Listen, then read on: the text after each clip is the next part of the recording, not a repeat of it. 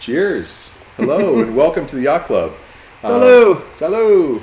We have a special edition of the Yacht Club tonight. Normally we don't stream on a late Saturday night, but we happen to be on a Yacht Club special retreat up in Whistler, BC. And we thought it might be nice to do an Ask Me Anything Nice video. little AMA session. Yeah. Get to find out all of our dark and dirty secrets. And of course, it doesn't have to be about the hosts, but it would be nice to answer a few questions. But of course, it can be about the Star Citizen universe and about our experiences with Star Citizen in general. Unfortunately, Dr. Murray couldn't join us. Well, he's going to join us a little late. Later. Okay. So we'll catch the Murray in a little bit. He's actually in voice. He is? Okay. He just can't actually get his camera going yet. Okay. Soon, all right. Well, DM? if you see him, come on. Let me know. Or Doc, are you on audio? Right. So you have to kind of base with us a little bit here, because he's in there. I just can't hear him. So, Doc his is a mic's disembodied voice. Can you hear him, Joe? Because we see his light coming on. Yeah, I hear him. Oh, you do? I hear him. Yep, I hear him. Did I mute him? Nope. Unmute. Mute. No. Hey, Doc, you there? Well, that's new. Rice Maiden! I see him. I see it light up. Jordan saying he hears him. Yeah. God, there's never an audio issue in this. I know, and I thing. can barely hear Joran, so there's obviously some disconnect in my earpiece with what's going on. Always audio issues. Yep. Well, I got nothing on that one. How do we sound out there in chat? Yeah, how do we sound there, Who people? can hear? Can everybody hear? Can you hear everybody? us? Can you hear? You probably can't hear Doc because we can't hear him. The only thing I could do is do this. So let's do this. Bada bing. Bada bang. Bada boom. Bada boom.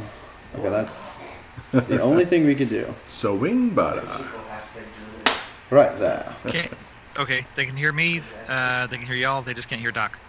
Yeah, we can't hear Doc. I can't hear Doc either. So maybe what we should do is get those guys who are here to come on and kind of stand behind us just to introduce everybody real quick. If you want, sure. So guys, do you want to Yes. come over and say hi real quick? Come on over and be on the stream. Woohoo!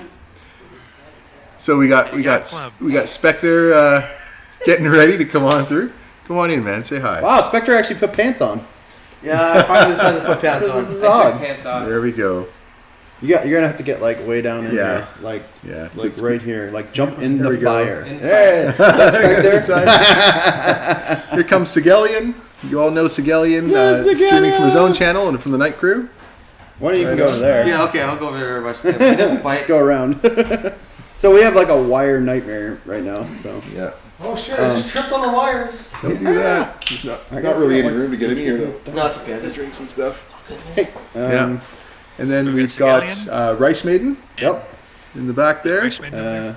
And then we've got see- there he is. Pixel, of course, showing up. And of course, Wait, taking no, get over. selfies now. of the setup. Thanks for the sub, Insidian. Oh, thanks for the sub, Insidian. Thanks, Obsidian. Can you guys see me? All right. No, they probably won't be able to Okay, see that's us. fine. No worries. All right. So yes, we're up in beautiful Whistler. It's wonderful up here. It's Doing a incredible little- the amount of snow that we have. Yeah, it's still snowing. Who's on Stim's right side? We can't see him. What's that? I can't hear. Oh, that was Spectre. Spectre? Why can't you hear him? I hear him just fine. I don't know. Maybe it might be the distance between the earpieces. No, they home back to there. What you want to try There's and too flip much them? space in Yeah, that's between. what I was thinking. Well, no, Stem's just ears. Yeah, maybe flip because the ear. it's got to go through our heads, right? It goes through our heads. His head is too thick. My head is too thick. It's got all that So, thinking to so do. the audio is okay. We're just peaking. Are we peaking at all? Because it looks like we are. Peaking. Peking duck. It's more fireside. Oh, bang. Bang, whiz, pop. Bang. Thick heads. All right. Is that better? Hopefully they can get Yeah, it this seems to be working. better.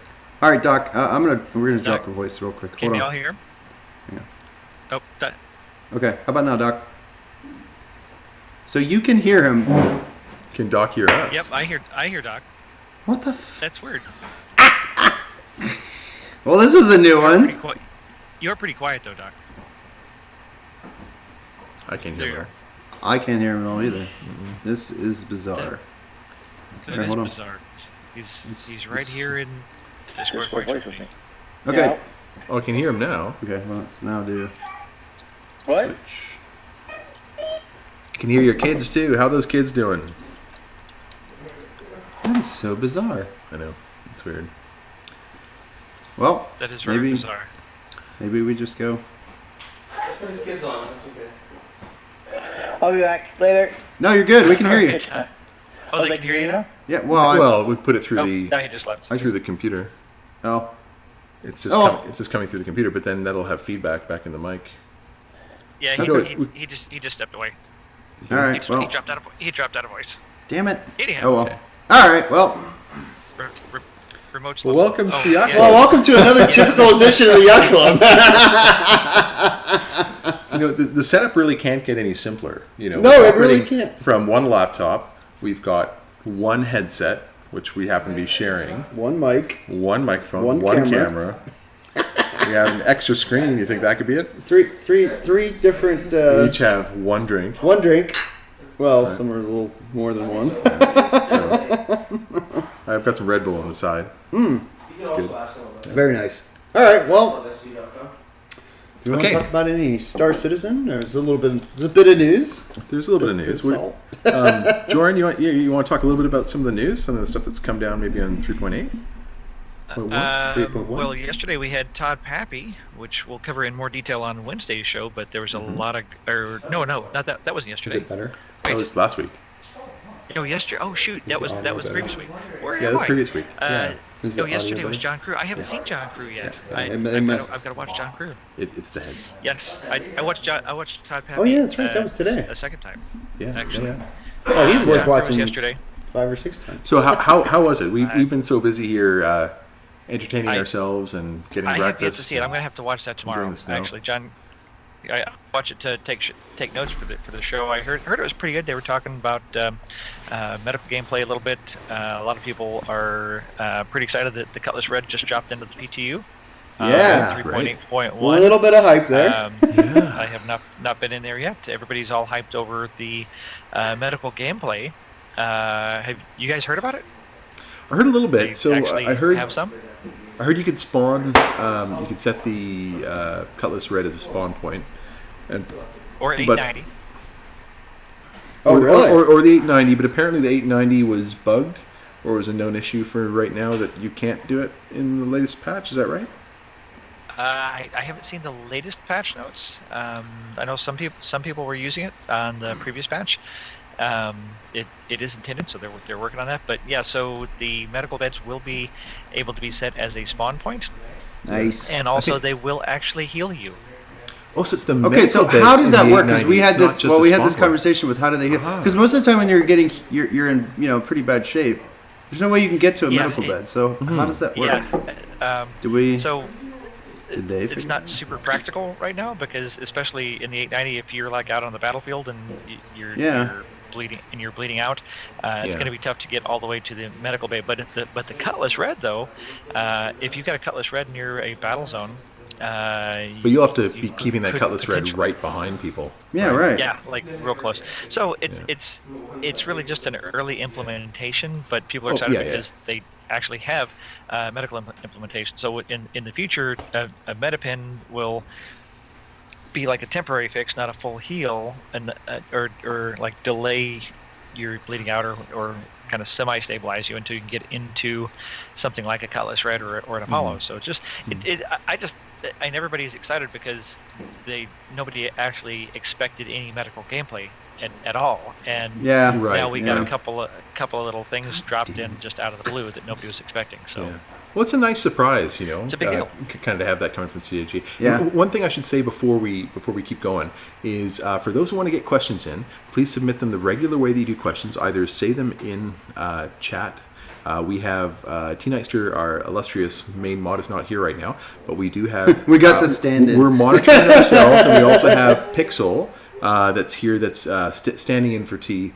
Helping us by Don't worry, catching T, the we're not questions. replacing you. So you can get them in via the not the Discord tonight. Don't do them via Discord. And we know who our patrons are, so we'll be able to ping you out and answer your questions first.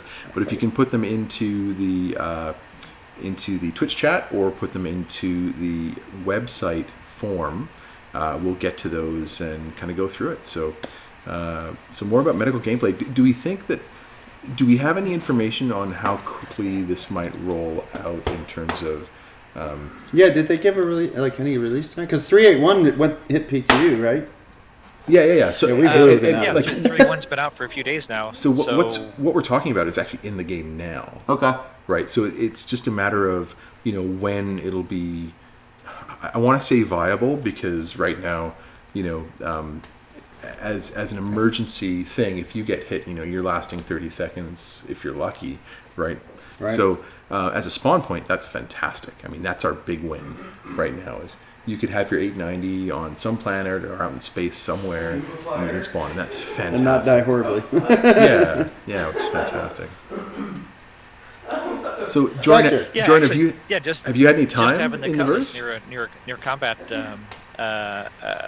operation? Yeah, just imagine it like Rexilla, where he has those combat ops, and just having a cutlass there for people to respawn instead of having to fly all the way back from whatever fort they're on. Well, geez, just that's any tremendous. gameplay that's really useful. Yeah. I mean, I can only even with our stuff. So Now, the just cutlass, shenanigans and accidentally dying. the cutlass that has the medical gameplay. So that is the red actually in the PTU right now? The new patch, it is in. Yes. nice. Excellent. Wow. That's, So I that's guess what you heard. just have one sort of hovering behind an assaulting force, Yeah. and then if somebody gets injured, they can try and run back and get into the bed. Get in the bed. Yeah.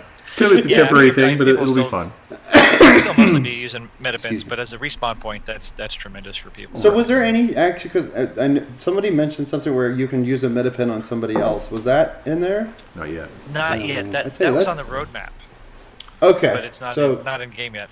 alright. But it sounds like they're pushing towards that because that's going to be. It makes the most sense. Like a Yeah. field Yeah. medic is probably going to be Totally. extremely valuable. Yeah, and I can just see over time, we get someone that has a medic bag, right? So instead of having the cargo pack, you actually have a medic kit. Right. We'll evolve probably through the arcade version, maybe, of it kind of being like Battlefield 5, where you have this, kit you can either Class. slap down, or you've I'm just got a I'm number, a medic in number of, Battlefield. stim pens you can. I'm not dead. Not dead yet. Okay. What else? Anything else that's been going on? I mean, I guess the medical gameplay is really the big thing. Actually, there was some pretty big excitement today over the new CIG filing in the Crytek lawsuit. Was quite a bit of excitement. Oh, We're going to touch that. What happened? Yeah, We so literally have been in a barn, haven't we? hey, you guys are in Whistler having an incredible vacation. We wish you were holiday. here, brother. Yeah, no. Oh man, I so wish I was there. It was amazing last year, but I'll be there next year and many years thereafter. The annual Yacht Club, Jump Club, Whistler getaway. So some of It's these. becoming a legend, Yes. absolute legend.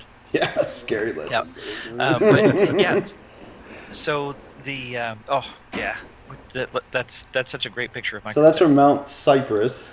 Well, Cypress Cypress Mountain, Mountain. but yeah. Whatever. So that's in Vancouver. So thus starts the slideshow, right? Yeah, well, we'll just go through these as you chat about that. That's StimCat. Whoa, where did that? Oh no, it's playing the. Never mind that. That's StimCat. We brought StimCat StimCat. up to Whistler as well. She's very happy here. That's awesome. Those are some. Here, flight here's pictures. her being the Enjoying herself. navigator. So the audio actually comes through. Oh, that's kind of cool. on your images, yeah. Ah, all right. Well, yeah. So as you can see, she's quite the. And Rice Maiden has his camera, and he's taking some amazing shots. So that's the chief. yeah, that's the chief. We'll just run through these real quick. That's the Brandywine Falls that we went to, which is amazing. This is me not crashing my drone in Brandywine Brandywine Falls. In a place where it says no That's- drones allowed. Of Yeah, course. this is Pixel catching my drone. He only lost one finger. It's okay. Are you going to show the drone video? I can, yeah. Yeah, that'd be great. beautiful. Actually, yeah. So, but yeah, we're having a good old time. So up you here. can see it's That's a really, great really photograph. snowy. Yeah. Yeah, it is. It's more snowy than when we were here last time. In fact, it's just Yeah, as it's you're driving down the super street, snowstorm. there's just these snowbanks on the side. Yeah, it's pretty quite ridiculous. amazing. Yeah. It's ludicrous speed. Yeah, it's quite neat. Oh, where Anyway, is it? should we Oh, here we are. do that and we'll jump into a question? Oh, here we go. Do you want to get some of the high points from the Crytek suit? Oh Because yes. yeah. Do that while this It was- plays, because this is about a good 3 It's minutes. good B-roll. Yep. Go It ahead. was, it was pretty freaking amazing. Holy shit, that's beautiful. Yeah. I'm gonna have trouble doing anything else. Well, I can watch it. Yeah, Well, it'll be on the big share that we have Oh, it's set just up. beautiful. That- And that- I have that is a incredible. picture of this from 2 weeks ago when I brought another group up here, and of course we hadn't had the cold snap that came in, and it was gushing water coming down the sides. So what you're seeing now is just a trickle because everything is frozen on either side, and it's kind of created this little spout for things to come through. So, Yeah, I actually was up 400 feet, is and I didn't awesome. think it was that tall. But Yeah. I didn't want to go any higher because technically that is the drone limit. 400. Okay, which so it must be you're about supposed to fly, but yeah. 750. Yeah. So, but no, it was yeah, pretty gorgeous. it's a huge waterfall. And it shoots 60 FPS, or not FPS, frames. So whatever. It's a Anyway, nice drone. Yeah. so Crytek. Yeah, beautiful. Yeah, so CIG just totally body slammed Crytek on this. It was just absolutely epic. I didn't read the whole document. I just got some of the summary, and somebody posted on a really great summary on Reddit. And so I'll read a couple of the high Good points sit here down. because these were awesome. And so one of the things that they did a great job of summarizing were all of the sorry, I'm getting distracted by the drone video. Well, this is where I almost crashed into a tree. All So of the initial, I'm going to tend the fire while you initial listen. items that Crytek had filed, and pretty much all but two have been either withdrawn or dismissed or dropped. good. So Could finally in get its past initial this thing. complaint, Crytek falsely accused CIG's co-founder and general counsel of engaging in conflict of interest when negotiating the GLA, the game license agreement. And that was withdrawn in face of Rule 11 after CIG produced the written conflict waiver signed by Crytek. Crytek withdrew the allegation on the eve of service of CIG's Rule 11 motion. Crytek's leading cause of action alleged that CIG violated the GLA by switching to a different game engine. That was dismissed by the court already because the GLA was pretty clear about that. Crytek sought punitive damages on its claims for breach of contract and copyright infringement. That was also dismissed by the court. The court granted CIG's motion to dismiss Crytek's claim, unsupported by the simplest black letter law.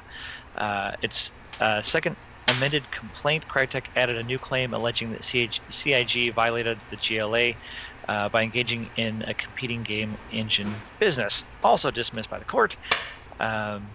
Crytek had stated no facts in support of that claim. Just bullshit. Crytek claimed that CIG violated the GLA's non-disclosure provision by sharing the CryEngine source code with third-party faceware technologies, dropped after bond ordered. Crytek dropped this claim after faceware and CIG submitted That is declarations good. from both sides denying that faceware had ever received access to CryEngine, and Crytek admitted that it had zero evidence in support of its claim. Crytek claimed that CIG violated the GLA by failing to deliver certain bug fixes and engine optimizations. That was also dropped after the bond was ordered. After CIG showed that it had tendered the code and then actually delivered it, Crytek dropped the claim.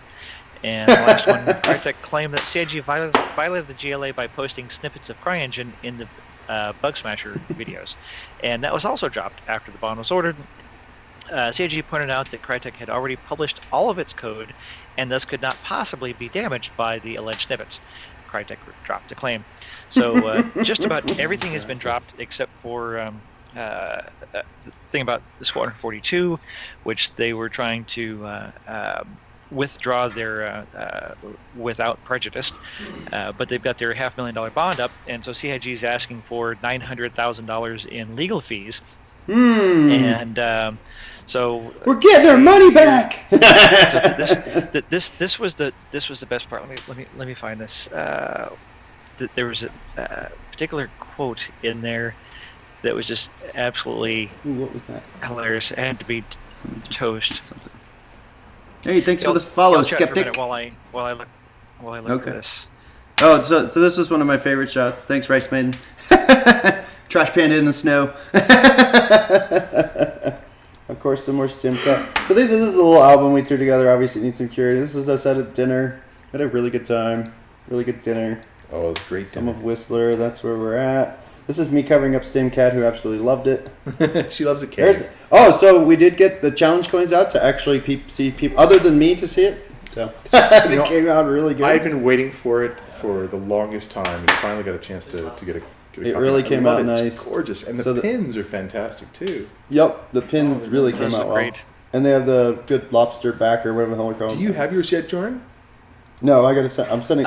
You guys send those guys. out. I am so sorry about that. It has just been crazy for me. People ask me. You about haven't all said the it. time, I'm all going to the have to time. talk to whoever made those and get them to send them to me because you're not doing the job. Yeah, well, you didn't send me the Hawaii one, so I couldn't do it. So yeah, you're It was right. like 2 weeks.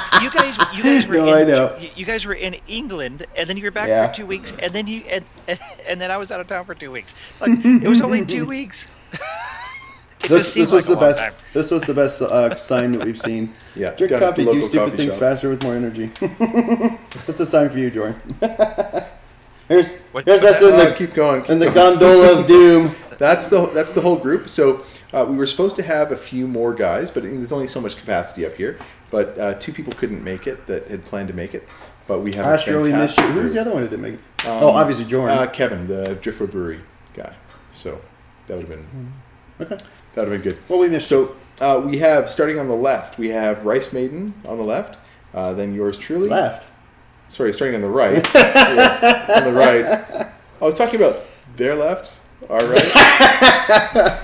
Starting on the right, so Rice Maiden, then myself, and then we've got Pixel there, and then we've got Shadowkin, of course. Some clown. And Sigelian, who's all bundled up, and then Spectre. and then Spectre, Spectre, Yeah. as I like to call him. Cheers, buddy. Great More looking StimCat. nerds there. Yeah, and we're just having a great time. You know, we've been playing Star Citizen, we've been playing other games, like a little bit of a LAN party as we've been hanging out, and it's been a lot of fun. And then good food and great chat, and of course we're talking about our ships and just. And tonight, just so in case you tuned in late, we're doing an Ask Me Anything. So an AMA session. Get your questions in on the website. Well, right? through the Or is that- website, through yachtclubsc.com, as well as through Twitch. Please preface your question with the word question, because that'll really help our fill-in moderator, Pixel8, who you know is always behind the scenes helping us as well. Teenightster couldn't make it tonight. He's at a Bar Citizen of his own. Oh, tonight. very nice. So it's great There were to quite a see few everybody going on getting out tonight, and having a good actually. time. Yeah. Oh, do you want to go through those, Jordan, while we're talking about Bar Citizen? Yeah, show the All right. How many Let's see, are- which how one do you many want to are going start on? Bar with? Citizen Well, images. I'll just give you the one that we have up. There you go. That's got to be San Antonio. San Antonio meets every Alamo? month, don't they? Look at that No, group, well, man. actually, it's actually PAX South. This Oh, this is weekend, it? so- Okay. I was gonna say Oh, that's so- a. huge. Okay. So these are streamers from all over the country that went to PAX Fantastic. South and met up also a lot of locals there. Hey, you always catch Xylo in the back there. Yep, Xylo and Oh, there's, Disquitter. So actually, our quite a very own few. Carson, Carolina. I Where? think he's in this picture. but Carson, he are you is- on? He was at the Bar Citizen, Okay. and then we have another picture. So this is there's Buster. Yeah, Yeah, I thought that was Where Buster she? out front. There she is. Yep. Yeah. Perfect. yeah. I recognize. Oh, there's Captain Richard over there to the right. I recognize Parforic. Yeah, Yeah, well, Captain Richard. Yep. I thought that was. Yeah, I know recognize a her. few people in there. Yeah, Yeah. it's a good group. Yeah. It's pretty good. Cool. It's a bigger group than they had last year. Yeah, So what do we have getting here? pretty organized. This is like the third year of Big Bar Citizen, and then Yeah? there should be Oh, another that's one great. of them at the Riverwalk. Well, this Oh, is why oh, we do you, it. yeah, This you is must why have we posted. do it, is to get Okay, together this- to meet some great people. You know, it's I'm fantastic. gonna go back Yeah. in this. Go ahead. This one is St. Louis. That's a great picture. This one. All right, is, here's the one you were looking for. This is a great Ah, shot, man. that. Oh wow. Thank you, Fire. I agree. No, that's a great shot. Peeking a little bit. What's that? We're peeking a little bit. No, it's okay. This Ru- goes fine. Yeah. Oh, that's, okay. We're not peeking. That's That. just beautiful there. Mm-hmm. Right. Yeah. So what's this they one? end up having like 60 to 80 people show up for the San Antonio PAX South Bar Citizen. That's awesome. So who do we got here? This is the St. Louis Bar Citizen. Very Okay. cool. Pretty good sized group. They've been meeting for Oh gosh, I think like 4 years. Very nice. Right. Yeah. STL Youngblood was at the last one. He sorry didn't about that. get to this one. Okay. And then we got. Which one's this one? That don't is recognize Arkansas. Arkansas. Wait, where's isn't that where Arkansas. it's totally slipped my mind. Rex is from? Isn't that where he's from? Yep. Tell me, Yeah. he needs to get his ass he there. has been at the Arkansas Bar Citizen before. Very cool. So, in other news today, we had a Daymar rally practice. Oh, yeah. Yeah. Which went there.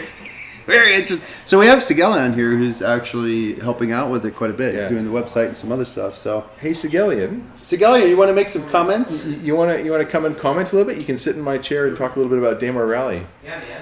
Yeah, come on through. So they had a While little you're rough shopping around start. over there. Yeah, we had a little rough start to the Well, rally, pretty but much. he's actually got the badass jersey on, which he might not leave with. You don't have any crazy because you have to Oh, show yeah. him this, and this is where it really came Put through. that in your You left got- hand here. Okay, here you go. He's queuing up. Yeah. So welcome, Sigelion. Hello, how's it going? Very good, very good. Can you guys hear him okay? Can you hear me? Yes, beautiful. So, actually, first of all, you got to see the badass jersey, and you got to see the Yeah, Yacht the Yacht Club Club. logo. Yeah, baby. Yeah, looks great. Yeah, it's a really great sponsor. Also, there. don't forget about the Ultimate logo on the back. Oh yeah, Is that right? 29.50. Yep, looks Yeah, good. okay, cool. That's a great jersey. So who did those? Well, I don't know. Corsair's got a group of people. It's a really good jersey. I mean, I can't. I'm totally buying one. Yeah, no, you definitely should. I mean, that's an innocent plug, but no, he only had a small run of these for like CitizenCon, and that's where he hooked me up with one. So, yeah. No, they look really good. So what? So there was a practice today. Oh yeah, it was epic too, right? I don't know if they actually announced the winners yet, but I did see that Jade Star Watcher, her group of exiles, managed to finish the race, which in my opinion is quite an achievement. Also, I think Ninjetti was the winner for the Dragonfly or for the bike division. So Very nice. GG to those guys, right? Yeah. So it was a pretty good show today, and I believe that yeah, you have to be back next week when the real deal is going on, and it'll be spread across multiple servers. Right. I think it was 4 servers today. I'm not 100% sure about that, but Did everyone have to show up for today? oh no, well, I don't think it was a requirement. We definitely didn't have all the teams. I mean, even if we did, we wouldn't be able to really manage that because we don't have that amount of people. Right. It's hard, right? It's not like you're paying these people. No, They're just I showing know. up in their free time, and we need people to be able to manage all that stuff. So Yeah, Corsair does an amazing job, but it's all Yes. the people underneath him putting it together. he has an army of people. I It's know. amazing. So we're actually going to have Corsair on this Wednesday. Which is Awesome. going to be a great show. Oh, that's going to be great. Definitely tune in. It's going to be really fun to watch. Yacht Club is. I don't think we've officially classified. Do we have people that we're allowed to take on our 890s? So we're going to have at least, I think, 2 or 3 890s that will be flying. We'll be captaining, and then. So we have 3 890s we're going to be captaining, Okay. but we still are trying to find out exactly what we can do in terms of getting people on. There's some concern to make sure that we make sure that there's no stream sniping going on. Griefers, So- yes, of course. So we may be working very carefully to work on that. So I think some of the logistics are still coming together. So we'll find out for you guys. Yeah, we'll let you know when we know. It's just We know At this you've point, been we're still asking, in and the wings. we're sorry we don't know, but we'll find out as soon as we can. So yeah, so that'll be cool. What we're gonna be doing is probably doing like a little, I don't know, random giveaway or some sort of thing to win a seat, something like that. That'd be So. super cool. How But many, yeah, so the 890s are basically just going to be following the. Okay, cool, very cool. how many people do you have signed up for attending, like being viewers in the 890? Well, it's only the. so that's not in our hands. That's, Right. that's all in Corsair's That's actually we're hands. going to find out a little bit more about. Because I'm like, when do we start selling tickets for these things, right? Soon on the Ultimate Energy website. Your ticket actually has the logo on it. But I think the security side of things is going to be so important. Yeah. That it's not going to be about, and I even think we might not. I mean, I'd like to do a giveaway for those, but it may just end up being people that we know and trust from Yeah, our that's true. circles. Mhm. So we'll see how it goes. We'd love to do a giveaway to get people to come in, but we just want to make sure that the core objectives of the Daymar Rally go through so that everybody can have the most fun. Nice. So for the 36 viewers out there, be sure to tune in next Saturday at noon Eastern Standard Time for the Daymar Rally. The only If you can plug another Twitch channel in here, that's the /Daymar Rally. I think it's going to be streamed on 3 channels on Twitch. Echelon News 7 is also going to be broadcasting it, and the Star Racing people also. Yeah, I'm sure we'll go through all those on Wednesday to make sure they get in there because we'll definitely know. want you guys to watch it. There's It's so gonna be many great. people to plug. The It's Yacht Club crazy. will probably be streaming. Yeah, that's The Yacht true. Club? We'll be hosting from it. the 890s. Yeah, we'll host it. Mm-hmm. That's brilliant. Who's going to be piloting those 890s? I Just know. out of I think I got curiosity. one. Yeah, so Shadow Doc Man, Doc has myself, probably got and another one Doc because Murray. he's a good You better be good Yeah, and pilots. maybe Joran. So we'll, Oh, Joran. Okay, so well, the pressure's see, on, buddy. We'll see. We may have some backup pilots. We'll figure it out. Well, that would be the Yacht Club way to do it. So You're you'll see right. 4 whales in the sky, and With no technical difficulties they'll probably whatsoever. no technical difficulties. They'll probably crash with audio problems. It was a really cool sight today when we saw the practice run. This is the most that I've ever seen at the Daymar Rally. Like last year, I don't think it was quite as coordinated. People didn't have strategies yet, but this year it's like, okay, it's competitive. Yeah. And there were so many starfares flying around, and like Yeah. you just see them in the distance, and I don't know, it's just such a weird sight. It's like That's cool. apocalyptic or something like that. That's cool. Yeah, it's I can't wait to Hey, see it Doc. because I mean every year it's going to be. Oh, Doc back. I think Let so. me- We have Doc. Hang on, let me. He's back. Can y'all hear him? Well, No, we still can't. still don't have him, hey? All right, well, okay, guys, we're gonna switch the audio Y'all over were hearing to. him there for a while. No. It's because I have to switch it to how to turn the speaker on, and I don't know why the hell it's not Hey. working. Okay, Doc, can you say Thanks for something? Thanks for the resub, Hawkeye. So we What? can still hear him, but With the stream They're, camera. they're fiddling with audio there. hey, Doc, Okay. could you? Are you there? Yeah, still has some nice hair finally. Okay, so okay, so people on the stream.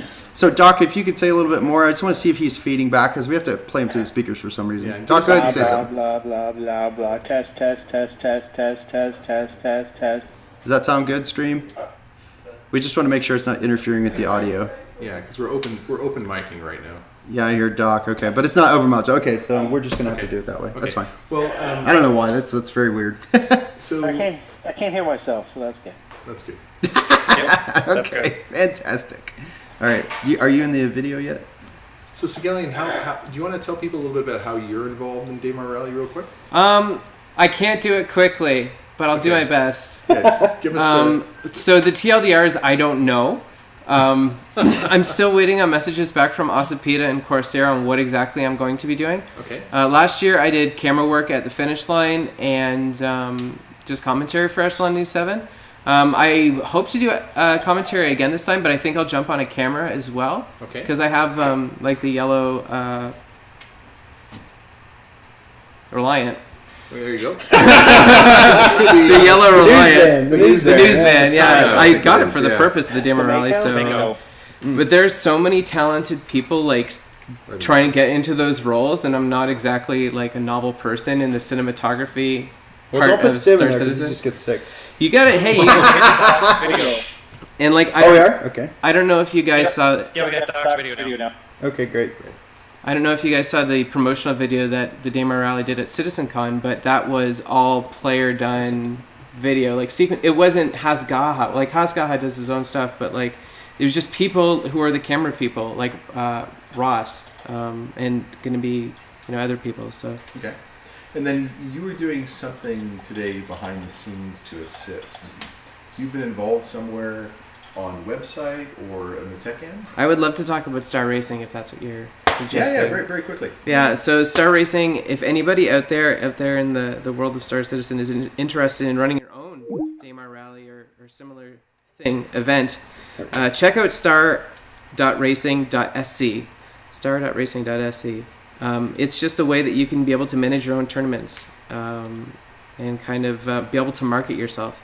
There's a really cool, we have a pool of racers that are kind of in there. It's a community of the best racers in Star Citizen. And, we're working on having a leaderboard system and kind of a global network of racing. So if you enjoy the Daymar Rally, you want to do other racing stuff, check out star.racing.sc. There you go. Thanks for letting me plug that. Nice, Yeah, no nice little problem. And then plug. do you want to Nice just plug. for those of Testing. Am I feeding through Skype now? I muted Skype, so I don't think you are. Okay, good. Yeah, it Yeah, sounds you're good. muted. Perfect.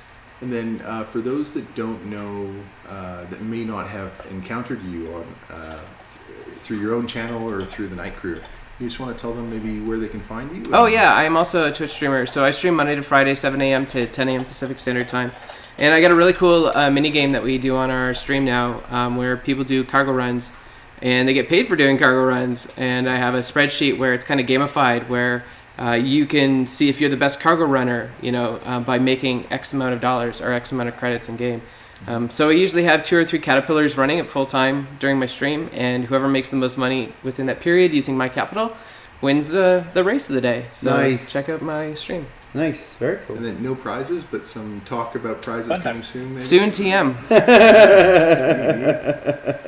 Cool. Sounds good. Great. Well, Scallion, thank you for joining us. Hey, thanks so much for having we'll me. do I some think that's more, great. We'll do some more about the Daymar Rally next Awesome. week. But Sounds thanks, good. Thanks for all the help you do with that. Thank you. It's really awesome. All right.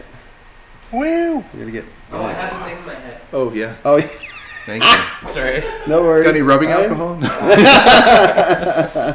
He's playing past the mic or past the earbud. Ew, it's Oh, gross. it just smells funny. I'm just getting you in the scenes Probably here, tastes Doc. funny. Lick, lick. Lick, lick. Get Stimcat to come over here and clean it off for me. Where's Stimcat? All right, good. We were set on all the scenes. My ear starts itching in 3 days. I'll let you know, Seg. All right. Welcome, Doc. Glad you're here. Hello, hello. Hello, hello. I don't need this fucking. Oh, I need to do this. Well, do you want to? Okay. Yeah, well, that's it's true. because the mic is here. And Yeah, you that's know, fine. yeah. Okay. Wherever we can, yeah. Yeah. So why don't we let's quickly go around the cast since we finally have everybody here and just talk about maybe what we're drinking, and you've obviously heard about what's been going on with Shadowkin and I as far as Whistler and with the group, but we'll show you what we've been drinking, and then we'd love to hear what Joran and Doc's weeks have been like, and then maybe hear what some of those in the chat are drinking, so we can really kind of hang out together as the bar citizen is supposed to be. That's right. Well, I'll start since I got the box. So this was only like available in, well, anywhere but the United States. So it's Macallan Gold. As you can see, it's very golden. It's beautiful. Not only did we find one bottle, we found a whole stash. Yeah. So we already got. This is number 3. And they don't make it anymore. I think we're gonna have to go back. Yeah, They don't make it anymore because Evidently, yeah, they don't make it I anymore. went to my local supplier that has absolutely everything, and he's like, nope, they don't make it anymore. So I had to pick up a triple cask. It's really nice. And So we then got happened that. to find it. We got some other- sitting at the regular liquor store. We have some other mistakes that we made with other scotches, so we won't even bother showing those. Yeah. But yeah, and then you're having the same thing. Yeah, same thing. Yeah. Salute, Count gold. brother. Cheers. So how about you, Doc? What you got? Right now, drinking water. I'm gonna drink some rum and There you go. Oh, we did. Hey, we got the Appleton's dark rum. Yes. Yes. Yeah. Yes. I know. We're surprised to find that too.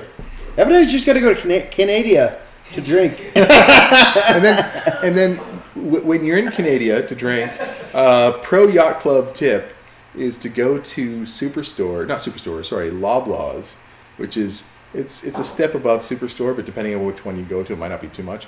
A step above. Anyway, for 99 cents for a 2 liter of this wonderful Jamaican ginger beer, you can get. To make an amazing dark and stormy. It's a really good ginger beer, especially for the price. Did you try it with the The Appleton's? Appleton's, yeah. Nice. This is really good. Yeah. Yes. So we're drinking well here today, and evidently, Doc, you should have came because then you could have drank well as well. Yeah. Doc. yeah. So, Next year, Doc, you got a plan for next year, Whistler? Yeah, I got a plan for it. all right, cool. We gotta hit. We'll have a little more heads up for next year. Yes. Well, not like this year. Well, there was a lot of heads up, but we just once we kind of reached capacity very quickly, we didn't talk about it anymore. Yeah. So, and of course, then timing sort of works out. But there's a few people we'd like to get up here. At the moment, it's kind of invite only. But if you express interest, we'll definitely consider having There's you a up small here. fee as well. Well, Send to my PayPal. it's a finder's fee. It's a finder's fee. This is where the pyramid scheme starts. That's right. So now we've been drawing you in. Well, actually, earlier they thought we were setting up to do a timeshare bit. So Upon your $1,000 donation to the Yacht That's Club, right, donation. That's right, it's a donation. 1,000? That's some change. That gets you a ticket. A chance to win. So Doc, how's your week been? It's been fine. Busy. Just working. Okay. Closing out a contract. Okay. working is good. Yeah, I guess. Boring. Boring. Well, the downside of work. Well, if it's not, I guess it's not one of those exciting kind. No, it's not. Brings the money in. How about yourself, Jordan? It's been a pretty darn good week. This was week number 2 in my mind of the new company startup. Just going 100 miles an hour, and we're about to close some big contracts already. So that's a good thing. And Awesome. The boss owner is happy, so that's a very good thing. And so I'm looking forward to it being a much better year than this year. So what pumpkin nightmare are you drinking 2019, tonight? Congratulations, Jordan. That's fantastic, I'm man. drinking Super excited. Earl Grey cream tea this evening. I had a bunch of what was it called? Aruba Red, two big 20-ounce Aruba Reds at the Bahama Breeze restaurant. My wife and I went out to lunch, and it was a nice lunch. And we went shopping at this new Asian grocery that we found, which was right around the corner over there. And it's like, we got so many fun things. And Nice. just, like lots of snacks and soups and candies and treats and this and that. So it's like spent like $75. Just tons of Asian goodies. So Nice. we're gonna have an Asian goodie week. All kinds of stuff. Asian. Sounds like good times. Some circles that would sound a little funny, but okay. Yeah, I've done that before. And she likes spicy stuff. And we got home and we're digging into some of the different stuff. And then she handed me one of the treats that she got. I wasn't really paying attention, and like I took one bite and my mouth was on fire. Oh, really? Like sprint for the refrigerator and suck down some water and like, holy crap, it was really good if it had been so spicy, because I have a low tolerance. And she's like, this isn't spicy, this is fine. She ate like 5 of them. She's like, oh yeah, this is a little spicy. Nice. But she's the kind of person who used to go to Thai restaurants and order the dish Thai hot and then add more spice. And Nice. the staff would literally stand around her and watch her like, is this it? Can she really do this? Nice. Yeah, I know if you like that, and I'm not one of them. I have such a low tolerance for any kind of spice, and like every once in a while I have an experience like that where she'll give me something, and she doesn't think it's spicy, and it's like, holy crap. Had a bit of a drink foul there. I found that one passage from the CIG rebuttal or filing statement, and so it was calling Crytek's action attention-seeking and insisting that Crytek should not be allowed to aim its car at CIG's storefront window, stomp the accelerator, smash through, do donuts for years, then back out and drive away to maybe circle around and crash CIG again another day. Crytek deserves having its keys taken away for all time so that CIG can conduct responsible business without further interference from Crytek or its series of lawyers. Nice. Who said that? Some of us were thinking that it might have been Toast. Could have been either one of them. I mean, Yeah.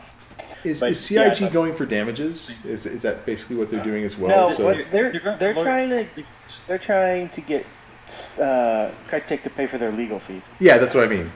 And Well, yeah, mainly. the case dismissed with prejudice, so Yeah. can't refile. Okay. Yeah. Yeah, because Crytek is essentially just trying to go away. It's like, well, we really are just waiting for Squadron 42 to come out, and we don't know when that's coming out, so just let us go away and we'll refile then. But they can just fade away and not actually do anything and not have to pay CIG's legal fees is what they're trying to get out of. Sometimes it works well. It's they've become much more defensive since the court forced them to put up their $500,000 bond. And I thought it was interesting. On the Reddit, somebody had commented that 2 years ago, when Crytek wasn't actually paying their employees at the time, and their one of their owners was driving around in a new Lamborghini, Yeah. Yeah, kind of ridiculous. Well, should we dive into a And couple of Stuart in chat questions? had mentioned. I was going to say Stuart had when Amazon bought the rights to use CryEngine for essentially unlimited anything they want to do with it, and that's probably about the only reason that Crytek is still in business, and they're probably running out of that money. So CIG switched over to Lumberyard, Yeah. and that was also a big part of this lawsuit of rebutting Crytek's claims that a lot of the things that Crytek was saying were kind of nullified because CIG's been using the Lumberyard engine since 2016, and they also have license to use previous versions of Crytek of CryEngine through Amazon. So it's pretty good. Yeah, like Mr. Sorry, the email from Amazon killed them too. So Yeah. So they Crytek had finally actually asked Amazon if they had licensed earlier versions of CryEngine to CIG, and Amazon emailed back and said yes, they did. So that was kind of like Pretty damning from the sounds of it. Yeah, little bit of wind there's under no their there's sail. no love there. No, I just hope this whole thing just gets past it already. It's just so annoying. I want to see them get all their legal fees, Brian's business. I feel bad for their devs, but and their owners of Crytek are just evil people.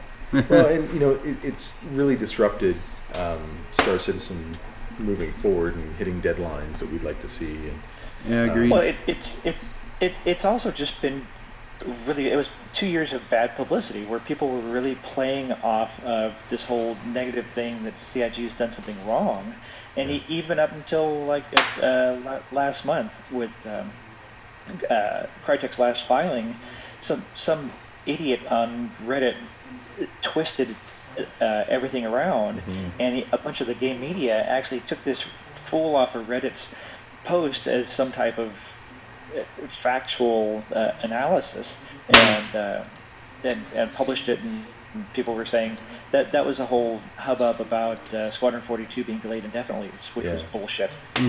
well, I wonder if once this is closed, if CIG would be able to go for defamation of character. Well, that's kind of what that countersuit was. What was it for, 900,000 or something? Yeah, 900,000 for legal fees. So no, but that's just to recover legal fees. But actually, now that there's damage that's been done to the Star Citizen brand, so they could go after damages in that way, or Right.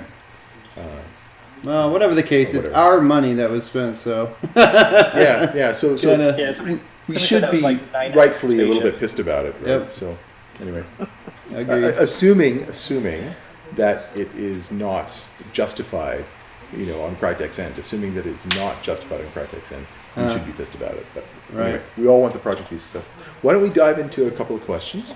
We've got some questions coming in. Well, I'm actually curious what Doc's take is on all that, because he's more sure. the aficionado when it comes to wording. Do you think you said it was pretty aggressive? But what's your take on that? I don't know how much flowery language works in the legal system anymore, so I Flower. like coming up with a good analogy is difficult, and then coming up with a good legal analogy is even more difficult. So it's decently worded. I like the style of it, but I don't know what effect it has. Yeah. I don't think it has much effect with the judge, but it's Right. certainly playing pretty well in the media and the gaming community. Right, and let's face it, that's Yeah. really where it's the most damaging. I guess. I would always want to impress on the judge that my innocence or defense, but that would be my primary goal. Right. Very cool. Scaling is full of questions this evening. Yeah, speaking of Sigelian, you can see a reverse shot from behind the scenes over here. That's the shot he took earlier while we were going live. Sigelian's being good and helping us out a little bit by throwing in some questions here. So why don't we dive into some of them, and then once we get going, hopefully that'll kind of warm people up and people start doing questions. So Guys, please give us questions because right now the questions are kind of being pushed from the people that are here in Whistler. I'd rather be answering your questions. And again, it's not about us. It's anything about Star Citizen that just to have fun. Ask me anything. Yeah. Pretend you're chatting through Twitch, and get a conversation going.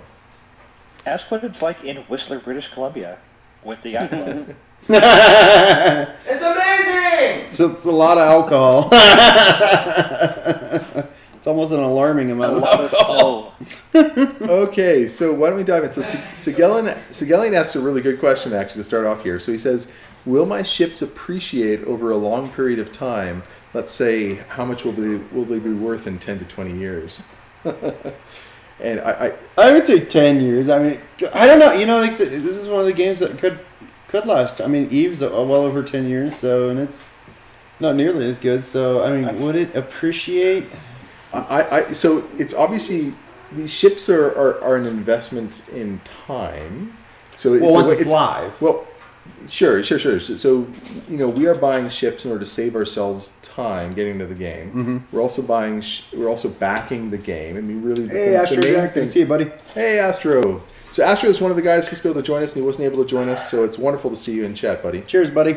Cheers, man. We're from the fireside. Yeah. Cheers. So I don't see it overall as an investment, but I see it as an investment in game time now. Sure. And then depending upon the ship, it could be an investment, but you could also sell, your ships when you get in there. So it's also an accelerant within the game. But I don't see it as a piece of art or a good bottle of scotch that you're putting away, to resell later. I think it's just I don't think appreciation is the right word. It's more value. Time is money. I mean, that's just all there is to it. I mean, I suffer from this all the time. So, the angle that I had was, and I think it could appreciate, is because of the fact that. So I bought a bunch of Orions because I'm going to rent them out. Mm-hmm.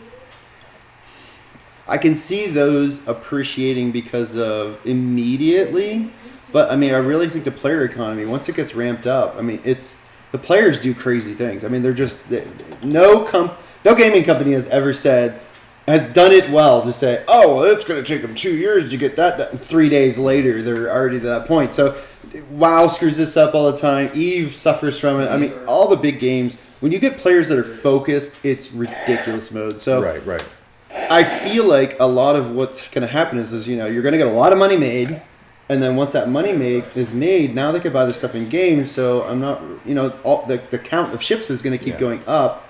I mean, there is wars, but I mean, ultimately, I think it's going to keep increasing. So in that, I would think it would actually devalue.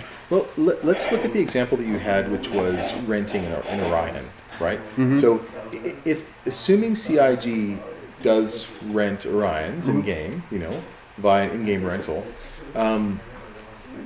what would be, as a player that's invested in renting? Because I also did that. I've got the whole Hull series that's designed for renting some of them out when I'm not using them. So we, between yourself, myself, a lot of other concierge backers that have done the same thing. Mm-hmm. How are we that we have some additional ships and we'd like to rent them out? How are we going to actually have that work for us in the future? And the only thing I can think of is when you rent a ship, and I think it was announced today maybe that in the patch notes was that rentals would only be the base. That was a sticky point. You weren't able to change actually the outlet, change the components, upgrade the components. So if you're renting ships in the future, now assuming you'll be able to change the components. Well, I'm doing when I rent premium ships. Well, I meant renting, right? With me renting the ship, not Sig renting the ship.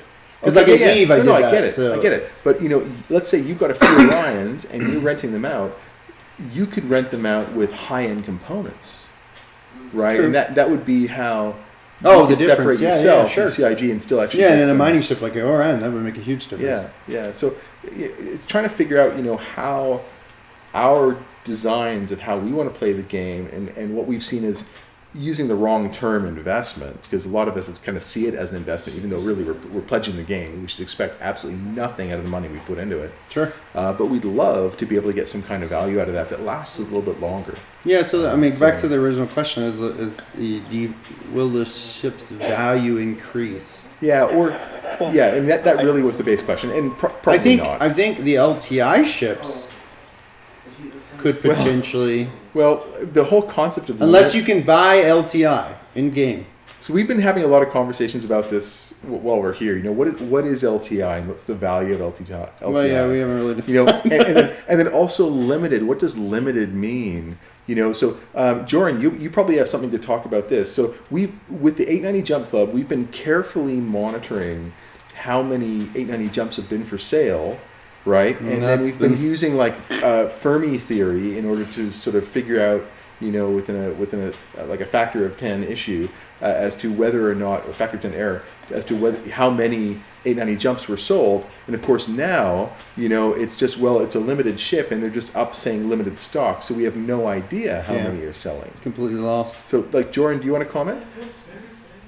Well, so the 890, I think they've sold somewhere over 6,000 total, but a lot of those were melted, especially with the insurance going up every year. So I got mine in 2016 with 4-year insurance, and in 2017 I melted that and rolled that into the Origin pack.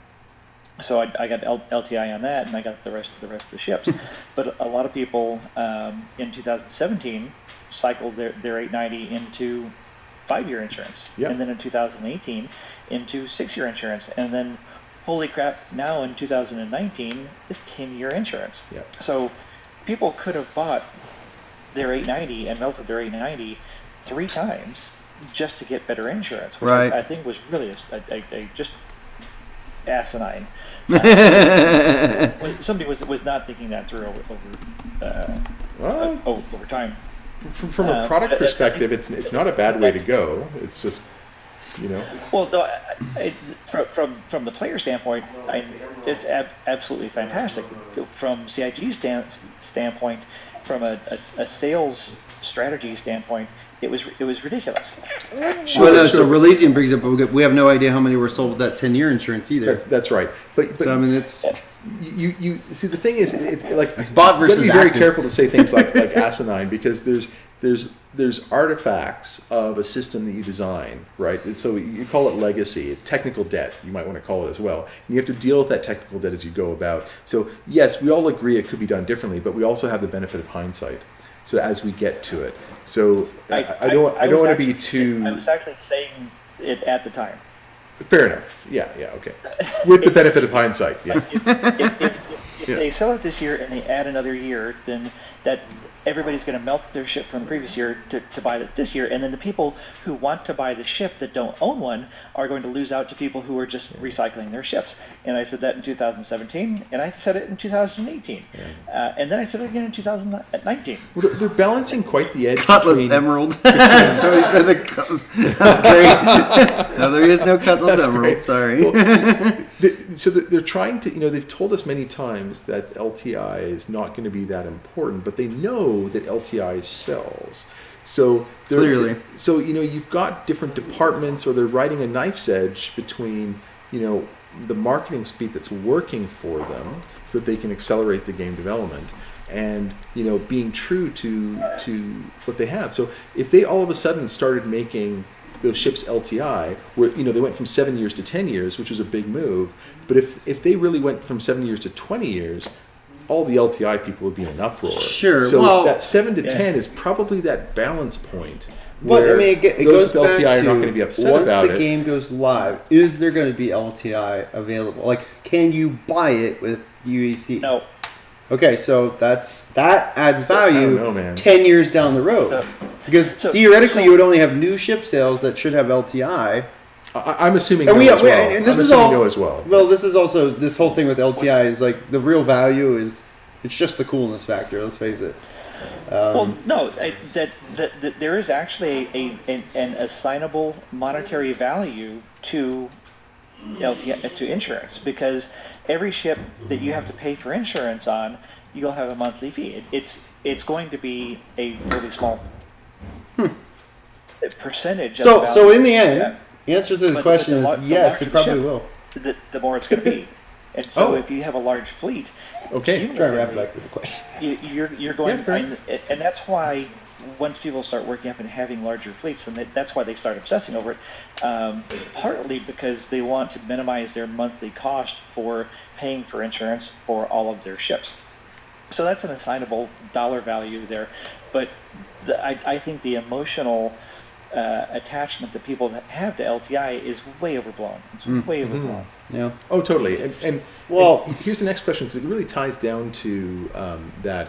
Will the value of the ship go up? So let's say we get to release, okay, and we now have our ships in game, and we can't transfer a ship through our account, but we could transfer a ship, we could sell it in game.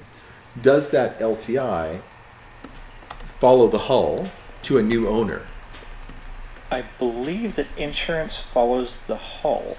Right. Yeah, that's why I use that terminology. But when it's in game, like right now, we're paper trading this stuff. If you put it on the gray market or whatever, you're technically trading it, but it's kind of like a physical asset that you're trading back and forth, because the game isn't really out. Once we're in game and we're actually selling our ship, to NPCs or to another player in game, like we're actually transferring the deed or the pink slip or whatever it is in game. A big slip. Right. Tracy for slips, man. The title of the And vehicle. Chris Roberts actually talked about a couple of years that the actual title to the ships Yeah. is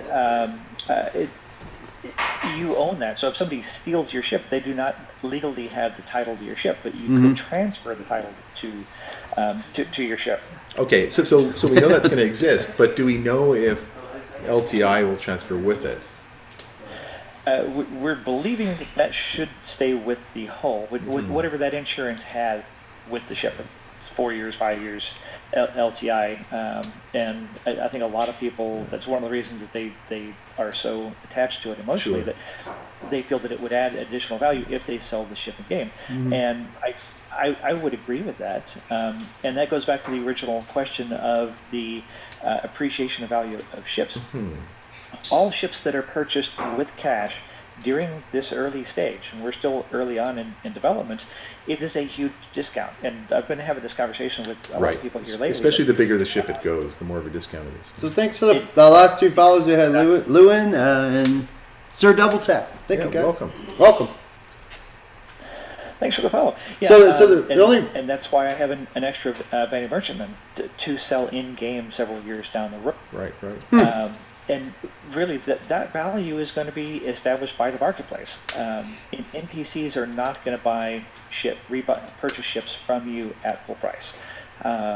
You'd want to sell it to one another. of the jump clubbers. well, yeah, you're going to sell it to a member or to a player. Yeah, Sure. yeah, to the players. So it depends on how much money is available in the marketplace. Who can afford a $30 to $40 million capital ship, or UEC capital ship? There's not many players that are going to have that, especially not early on. When the game goes live, and Yeah, I think initial value is going to be. and the market is flooded with all these extra ships that people have. Yeah. They're not going to have their full value. But then picture it this way, Jordan. Let's say you hold on to your Bannon Merchantman for 3 years, because remember, there's going to be some kind of degradation or wear and tear on the vehicles, on the ships. So, right. So we're kind of getting into the weeds on this question. Clearly, Really in the weeds. This is the first question. We should. but Did we kill it, Segal? Are you good?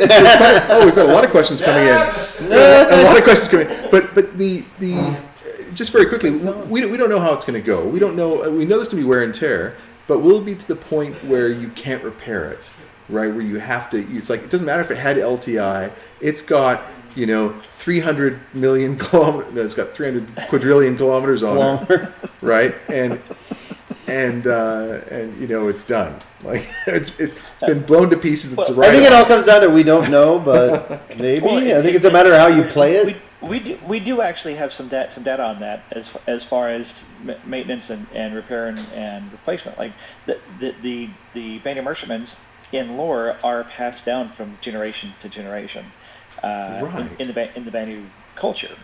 So that And- makes us think that you can always repair your ship back to serviceable status. Well, they said it's the quality of the repair tool or repair system. Yes. So yes. if it's a high quality, then yes, your you can get ships. back to it. But if you're using a lower grade or anything better than perfect, Yeah. you're not going to get a perfect Yeah, result. and that comes down to every single aspect of repair. And once we get that repair gameplay, which a lot of people are really looking forward to, I don't know how many people remember the original repair design document with the welders that would reconstitute the actual hull of the ship and stitch it back together depending on the materials that are available. And if you don't have the correct materials to make it up to the original quality, then it's not going to be as quality repair. It was really in-depth and very interesting, and I'm curious as to how much of that we are going to actually get when they do implement it. Yes, you have to change the oil in your ship, Mr. Alleyfield. Okay, let's jump on to the next question. So this one comes in from Spectre. Spectre, thank you for asking. With medical gameplay, how do you feel the game will change with the addition of the respawn locations? I think it's going to make it a lot better. I mean, it's like we were kind of talking about this off air was with Rex's ops, getting people back in. But even with stuff when we're just having fun and screwing around, if we if we somehow crash, never happens. Then we all have to get back to the same location. If we all had an Endeavor, well, we know that's not coming for a while. If we had a Cutlass Red sitting around, or a medevac sitting by, I think it would really help. So I think it's going to help overall. I think it would be nice. Hey, D-Hawk, good to see you, buddy. When Sorry, you're Ohio mining citizen. and then some asshole shoots you in the head for no particular reason. That's always good. Yeah. Or throws a grenade at you inside your own ship. The answer Spectre. Yes, that's me. I have no regrets. I could throw something at him right now if you And- really want. If you bet shot, what do you think? $25? I'll We'll throw something at him. We'll go get a snowball from outside. Oh yeah, it's right there. We could do And for that. $100, we'll throw him in the snow. Oh, look, we can put it on camera. Fire? I got $100 to spare. Yeah. Any dollars guys. that you put in tonight are going to go right back in as a giveaway. So we didn't plan on doing any giveaways. So it's not a regular show, but we will do a giveaway if money comes in. Yes, we'll always give it back. We always do that. No, good question. I mean, So just following on that a little bit, remember how we learned today that I think it's within 4 million kilometers is the respawn point? it's basically a planet. and Correct it's us in moons. chat if that's an issue. But I haven't heard that. Is that in the patch notes? was that Rice you, Maiden that was Sigallion? saying that? Or The 4 million kilometer spawn point sort of. Yeah, that was where'd you read that? We're pulling our crowd. Reddit? Oh, from Reddit. Oh, super reliable. Always reliable Reddit. So that evidently came Okay. from Reddit. But I mean, it kind of does make sense, though, right? I mean, you don't That's want super something that's reliable. like, constantly Yeah. always available. Doc, did you hear anything about that? No. Okay. Okay. I'm looking for the patch notes. So this is more than secondhand information. This is definitely third. Yeah, this is the stuff we found like in the bathroom. Patch notes. But I Was it in the patch notes? Really? somewhere. Okay. Anybody in chat would know that? Oh yeah. So it says 4 million is in the It is in the Urban Okay. Urban Burger. That's a Urban great Burger, name, by nice the one, way. man. Okay. Yeah, So that's great because that means that you just have to be in orbit around a planet. Right. Do we know if let's say Microtech's moons are all They're about within 4. 4 mil of a planet? Like They're usually within Yeah. like 100,000. Yeah, they're Yeah. pretty close. So, so I like that. They should all citizens solve- lose here. We're shutting the show down. Now, have you guys heard of Vault Tech? Yeah. So Vault Tech is another org. Oh, let me work on the fire. But very quickly. the Org? No, I mean like from fucking Fallout. That's what I said. Yeah. So obviously not related to it's Star Citizen. from Fallout, but what they've done is they've put together the idea where you can pay 1,000 UEC a month, and they'll allow you to use their multiple scattered across the universe, in UEE space, spawn locations. And so I think if what we've learned today is how they're going to move forward, I think that's actually a really good repeatable business model. But you would have to move, just like with Eve, which was another. I bring up Eve because it's a great point. It's because you actually had to put your clone in a certain location. Yeah. That is very valuable. So if you can move it easily, then yes, that would be. Well, it's not a clone in this case, but that would be very valuable. So, but I mean, Jordan, what do you think? I mean, the ability to have medical gameplay now. I mean, what? I think that's going to change quite a bit over time as they develop the medical gameplay. Right now, it's with the tier 0 where the Cutlass can be a respawn point. In the future, with the 3 different tiers, we're still trying to understand what the difference is on those 3 different tiers. Mm-hmm. Sometimes they've said that the tier 1 medical beds where the most extreme injuries are healed or you're rebuilt are only on like the planetary hospitals or probably the Endeavour Hopes, which are essentially a space-going hospital ship. Mm-hmm. The Cutlass and other medical bays supposedly don't have that top tier ability, but I remember from the Apollo ship-shaped show that the Apollo could have either, I think it was 3 tier 3s on either side, 3 tier 3s, 2 tier 2s, or 1 tier 1. Doc, I know you're pretty up on that the differentiation that they've talked about with that. Yeah, like what's tier 1? What tier 3? I mean, what is it actually? What's the differences? I think for this early, that's really. Oh, he's breaking up. You're breaking up there, Doc. They're gonna let us respawn at any medical bed. I don't think that. Right now. But over time, I think over time it's supposed to be tier 3 was the lowest tier beds, and those are supposed to be in the Cutlass Red, and like 6 of them come in the Apollo. And then the Apollo is supposed to be able to upgrade to tier 2 or tier 1 beds, which are supposed to be able to. I think tier 2 were supposed to be respawn beds, and tier 3 were like replace missing limbs and stuff like that. I think that was in reverse. The tier 3 was the minor tier 1. Sorry. Yeah, and that was confusing because tier 3 it seems like the higher number should be the higher tier, but it was in reverse. That's got to be some English S tier beds. Upside downness. You killed it, dude. Backwards English where the ground floor is floor 0. What's that? And tier 0 beds are just regular beds. Very nice. Next question. Okay, next question. That's How my much cue. bacon is too much bacon? What? Oh, nice. Never too much bacon. Never too I much actually have an bacon. answer for that question. I went on a cruise, and if you've ever been on like a Carnival cruise, which is like Circus animals and. it's budget cruising at its finest. It's the only cruise I've been on, so I can't really judge otherwise. But Celebrity cruises, that's it's- all I have to say. you get super excited about it, and then you get on there. What they decide is they're going to feed you like an absolute. They're going to stuff you like an animal. Eat their first meal, and then you're never going to want to eat again. Yeah, And filthy I animal. got on there, and the guys that are there, they're using tongs and bacon. They're grabbing like 10, 15 pieces of bacon and giving it to each person at I once. fail to see a problem with this. I was about to gag. It was so gross. It was so gross. So when it came to me for bacon, I'm like, I'll pass. Thank you very much. The only time you ever had to do that. Huh? Oh, of course. Bacon's awesome. I love bacon. Hey, look, it's snowing a lot more again. Woohoo! My wife and I go to the beach. We live 5 minutes from the beach down here in South Florida, and so every Friday night is pizza and beer at the beach, and it's $20 for a large pizza, and we get the bacon pizza. And sometimes they just go crazy with the bacon. It's so good. Nice.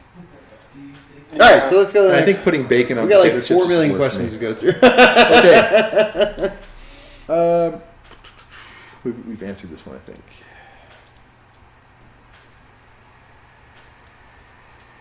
I'm We trying answered to, that trying one to too. filter a couple of these out here because we kind of answered them. Yeah, suddenly we had like very few questions. Now we have like 4 million. So, will the emergency Cutlass Red lighting, so the siren lighting, be customizable in the future? And that comes in from from Rice Maiden because he got a chunk of ice to the head yesterday. We'll tell that story after. Okay. But That was a funny little story. Okay, we'll tell it first. So we were walking in a group, And I was giving Stim shit. he was giving me shit, and so I kickflipped what I thought was A snowball. a little bit more substantial than a snowball. I didn't think it was like almost a hard rock with ice. It was a meteor. Because I jumped on it and still couldn't break it. It did this perfect trajectory up into the air. And Rice Main's walking. Thank goodness he had this great toque on, but he's looking down at his phone. Otherwise, he would have seen Bam! it. Clocked him on the head. Well, I'm glad he took it because I wasn't even looking. It was intended for me. Yeah, Rice took it. Yeah. Rice Man took a bullet for me. Thanks, buddy. took it like a man. He did. Yeah, so we would have needed that cutlass at that time. So where was the cutlass when we needed it? So will the emergency lighting shown on the Cutlass Red be customizable in the future? We don't know. It'd be cool, but I don't know. I mean, I don't think it would be. Jordan, what about you? What's the lighting I right don't now? know Is it that it'll red be and white? customizable. Just red. Hasco's saying that you can turn it on and off, which is cool. Like get the Oh, yeah? the lights going. Nice. He's making the wee-oo. And is there Oh, sound? does it go wee woo wee woo? Does it do wee wee? It maybe does wee woo wee, No, even though it's in he was space, just you never hear it. Wee woo wee woo. That'd be awesome. I want it to Okay, be okay. wee-wee. So the answer to the question is we hope so. It should. CIG, don't deny us wee woo. Don't deny us pink wee woo lights. Any this one comes from Shadowkin paid for dinner. So Shadowkin paid for dinner last night. It's any predictions on how CIG might change up the CitizenCon anniversary sale this year, so the 2020 year. Well, it'll probably be on time this year. That was the biggest problem. They smashed it together. It just basically was one big sale after the next. Yeah, I think SitCon anniversary will not be the same time again this year. I think they're going to try and get the SitCon in October. Mm-hmm.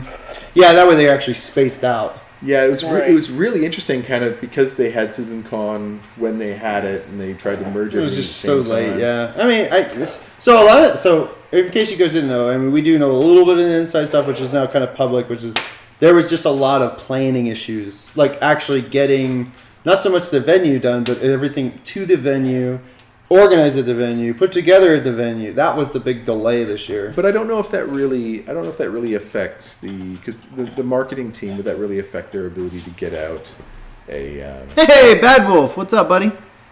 Oh, so Citizen Lude, real quick, we're actually up in Whistler. We're at Stimosaurus Rex's fantastic little love shack.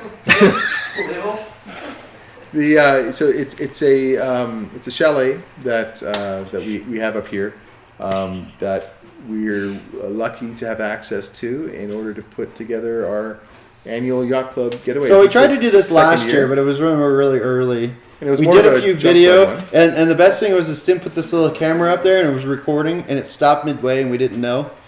So we basically had no content to use. We got some. We got some. Yeah, we ended up using it. So, But it was but also So now we're actually doing it live, and as you can see, it's a great little spot to do. yeah. So the trade-off is we have a bunch of audio issues at the beginning, but then we actually get things going. It's a yacht club. What do you expect? We pretty much have to Right. fake audio issues now, it's just so Oh. you guys take us seriously. That's right. Otherwise, you'd think it's counterfeit. Okay, moving on to the next question. Any predictions on how CIG might change? Oh, sorry, we've done that one. Predictions on whether. Wait. So who's Shadowkin paid for dinner? Who was that? Was that one of you crackers? It had to have been. It's one of them. What? Anyway. What? Somebody submitted the question under Shadowkin paid for dinner. I was just curious who it Well, that was. was not me.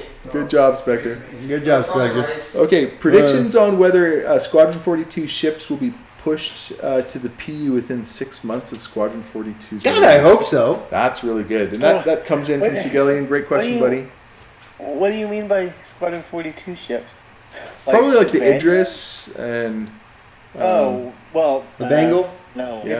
they better put the Idris in as soon as they get Squadron 42 in beta. I would agree. I'm against that. Aren't I they mean, still- there's a lot of streaming going on, and Oh, yeah. we know we've seen it. So Yeah, once Squadron 42 is out, they're gonna and Yeah. I think the ship is probably near complete. It's just probably a lot of the functional systems, like the railgun. I'm sure is something unique. Yeah. I guess they the had that question. work. there's no more reason to keep it out. Well, is it really working though? Did they fluff it with video? No, it looked like it was working. But we That have. was 2018, wasn't it? Or was it Well, 2017? it can be working, but it does. What they were saying is it wasn't complete on the. Some of the stuff wasn't done. Yeah. And plus, also, I think Chris Roberts was saying that. So, in his interview, beginning of 2018, I believe, not this last year, was that the one that they built for Squadron 42 is not. It's not the P. I guess it was specifically M. for.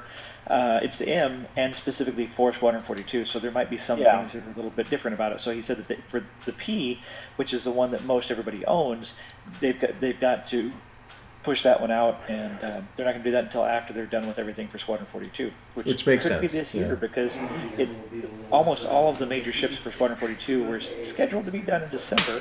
So even if they're not done, they'll be done here in the next quarter probably. Yeah. And I bet you that question extends further to some of the Vandal ships and stuff like that, which we're not going to see until Squadron 42 No. anyway. So hopefully we Yeah. get that Yeah. beta at the end of the year. We'll see. Here you go, Bad Wolf. Here's us flicking you off and saying hi from Whistler. So moving on to the Yes. next question. This one comes from Sigelian. We'll do one more from Sigelian after this one, and then we'll move on to the rest of them. Sigelian's been a great trooper putting these questions in. Do you see the Endeavor increasing in size with the new gameplay, the new medical gameplay, and what that means for hospitals? And I have to say yes. Why though? It's going to increase in size regardless. Yeah, it's on the old metrics. It's getting bigger. Yeah. Well, I mean, we saw that kind of with the Carrick debacle. Well, not debacle. It ended up How big The Kirk is the only large ship that didn't. right. Well, the 890 is a great example. Yeah, the Right. Endeavor is a Yeah. really old concept, so the old concept's always got. But I mean, it was already big to begin with. That's why I'm wondering if it. Yeah, Could because be it's fluffed. supposedly 200 meters. Yeah, it's listed at 200 meters. I'm sure it's going to be. But But no, I mean, didn't the Cutlass get bigger? Yeah, Cutlass Oh got a yeah, little- Cutlass got bigger. Well, so in that case, then that bay was supposed to hold 2 Cutlasses. So yeah, it probably will. the Yeah. Carrick technically got bigger. It was 123 meters. Now it's like 127. Right. But Well, it almost grew to 190, didn't it? 170 is where it was. I don't know. 172. It'll, Yeah, that, back down. they worked hard. They worked hard to Put your pants on. same size, but they made it better to be able to accommodate all the stuff that it was supposed Yeah. to have. It'll probably end up growing. But The Endeavor and the Orion were the only 2 ships that sold as platforms. And they said that because the Orion was a platform, that they made it bigger, so it would be the end game mining ship. And they made that thing like 345 meters long. What? So what they do with Oh, the yeah. Endeavor have- is anyone's guess. They could stretch it to 300 meters, or they could try and keep it at 200 meters. I figure it'll come out like 240 meters though, like Idris size. But I don't know, it might go much bigger. I can't see them getting everything that they need into it because they need to have the front detachable portion, a whole functioning multi-crew ship, and then if you use the hospital section, the hospital ship is going to be the module is going to be huge, and the hospital module also has to have the hangar module, and the hangar module is supposed to be able to accept an Apollo parking unit, which is going to make that grow huge. So just Apollo, really? The hangar, Yeah, 2 they can make the Cutlasses or hangar 1 module Apollo. bigger. Oh, one without Apollo, okay. The overall ship of the Endeavor. They don't have to make it much bigger. Well, that's cool. I I didn't don't know know, that. just not to have it this big massive thing. Yeah, The Endeavor's it would look like a pregnant whale. That's It kind of should the be image big I had. compared to Yeah. the mining ship. I think it's huge. Yeah. Yeah, I think the Endeavor will get bigger. You know, if we've seen what's happened to the Orion grow like almost a magnitude, you know, I mean like four times or something, whatever the size is, you know, then shouldn't we see the end game or whatever science vessel with biodomes? You know, if farming is going to be a gameplay, you're going to walk into those biodomes and walk to your. Are you tired? Dr. Murray, you gonna survive? No, I You just gonna make yawn. It has nothing to do with anything. That's right. Scientifically, it hasn't been proven. Yawning happens. You need to open up some windows, get less CO2 in the room. Yeah, it's like 38 degrees in here or outside. Nice. Raining. It was I'm not like- opening any windows. It was like 82 here. Ridiculous. It's warm. Minus 7 here. Moving on. You go So open up some windows. we saw. That's just Celsius. Did anybody Yeah. see the video that Law of the West, I think, put out recently, where he did a comparison between the BMM and the Kraken privateer? Is that a question? Oh, that's my question, prefacing another question. So if you have seen it, it's a really good video. If you haven't, the question is BMM versus Kraken privateer. Which one would you prefer? Kraken privateer. No There's hes- no no hands down. hesitation. He can defend itself. Oh, fair enough. I mean, it's just there's no question about that. Like seriously, to defend itself. Dr. Murray, what about yourself? Because it sounds like the privateer is boring you. The privateer is boring. Boring. I would think that the privateer is probably going to make more money. It's probably going to have more stores than the BMM. Okay. I think the BMM's prettier. Yeah, the Yeah, BMM. Privateer is Yeah. a turd. That's right, citizen. Like the You heard me. BMM is going to be like 200 meters at most, and the privateer is only like 270 meters. So it gives it room for more stores. It has more floors. Like, I don't know what they're going to do with the BMM. I just know it's not going to have that much cargo. Yeah, it just can't. I mean, there's Yeah. just no place for it. Yeah, if you put in a Yeah. decent amount of stores, then I'm not going to go into the cargo with y'all tonight. you want to see any triggered emotes? Jordan's invested in the BMM. That's why. Jordan's Like, banking they're- on the cargo. they're about it. they're completely different ships, and the Kraken is a much larger ship. It has a lot more Well, more it's got a shops, and the massive shops cargo are bay, just so designed entirely differently. Desmola says and that would it's- love the Kraken instead. Yeah, a lot of Kraken people. I would. I mean, just well, functionally, I would say the Kraken. And it's Well, not the- called well, the the Kraken's Kraken awesome. Privateer. It's called the Kmart. The King. That is right. That's That's good. The Kmart. I like it. Yeah, It's so- so fitting. so- is still an aircraft carrier. I mean, it's Yeah. meant to have people land. Well, on it. yeah, that's the other It- big it thing can set is up you can in actually have it set up in Yeah. space. You can have it set up in Yeah. orbit somewhere, or And- just wherever. And it is too large to land in most places. So the Banner Merchantman will be able to land many places that the Kraken cannot. It's going to be able to go in and out of atmosphere much better than the Kraken can. And True. Yeah, that is true. Well, is like there's a Kraken on Hurston. Is that just to sell Krakens, or is that actually something that the Kraken should be able to do? And That's a good point. What's, What if it- what's the gravity on Hurston? Yeah, Well, if- landing gear. Yeah, but there was Yeah. there was talk that a fully loaded Kraken couldn't take off a planet, and I think there was some mention that it would need like some Argo SRVs to help tow it out or something. chat. Do we There know? was some like community chat that it wouldn't be able to with Oh. a fully loaded Yeah. Kraken. They actually Nothing from CIG. Okay. they actually talked about it on the stream when they were during CitizenCon. I vaguely remember that. And I believe it was one. It was right around that time when it released. There was one of the shows where they were talking, and it said that if it was fully loaded, I'm going to have to go back and find that because that's been a very contentious subject for a lot of people. Yeah, I think that was a community video. I don't think. That Well, was no, CIG. it actually was because I vaguely remember in the ship chat that a fully loaded one. They said it would struggle getting out of atmosphere. Yeah, Yeah. well, everything is supposed to when it gets more cargo. Like things are supposed to fly differently when they're fully laden. And But Yes. what's neat about Some that things is are the designed to actual fly weight. better. yeah, It's not SCU Yeah. size, so it's like you might have a bunch of aerogel loaded and filled up, but Right, you might you could take you off might have easily. uranium. So it's. I'm Right. glad that Yeah, the SCU versus weight is actually a Packing different popcorn, thing. you know? Right. Yeah. Yeah, packing popcorn. yeah. So each SCU box weighs a certain amount, like Oh yeah, the box itself, sure. right. And Well, then you gotta put the one of the things stuff that's going in. to change. You can like double your weight by hauling gold in a Caterpillar already. You can Yeah. double Well, your mass. We're not going to be using one SU boxes in the future. That's going to get efficient from Right. Right. the large cargo boxes, which I'm looking forward to. Oh god, yeah. Imagine if a Starfarer fully loaded with fuel. That's a good Yeah, that's gonna point. be expensive. Who's mentioned that? Yeah, well, Bluesy. Like Small says that remember how the reclaimer is handling currently an atmospheric reclaimer seemed like it's agile. Right. Yeah. Yeah, I don't expect it to be a fun thing to do to land, but it can land and it can take back off.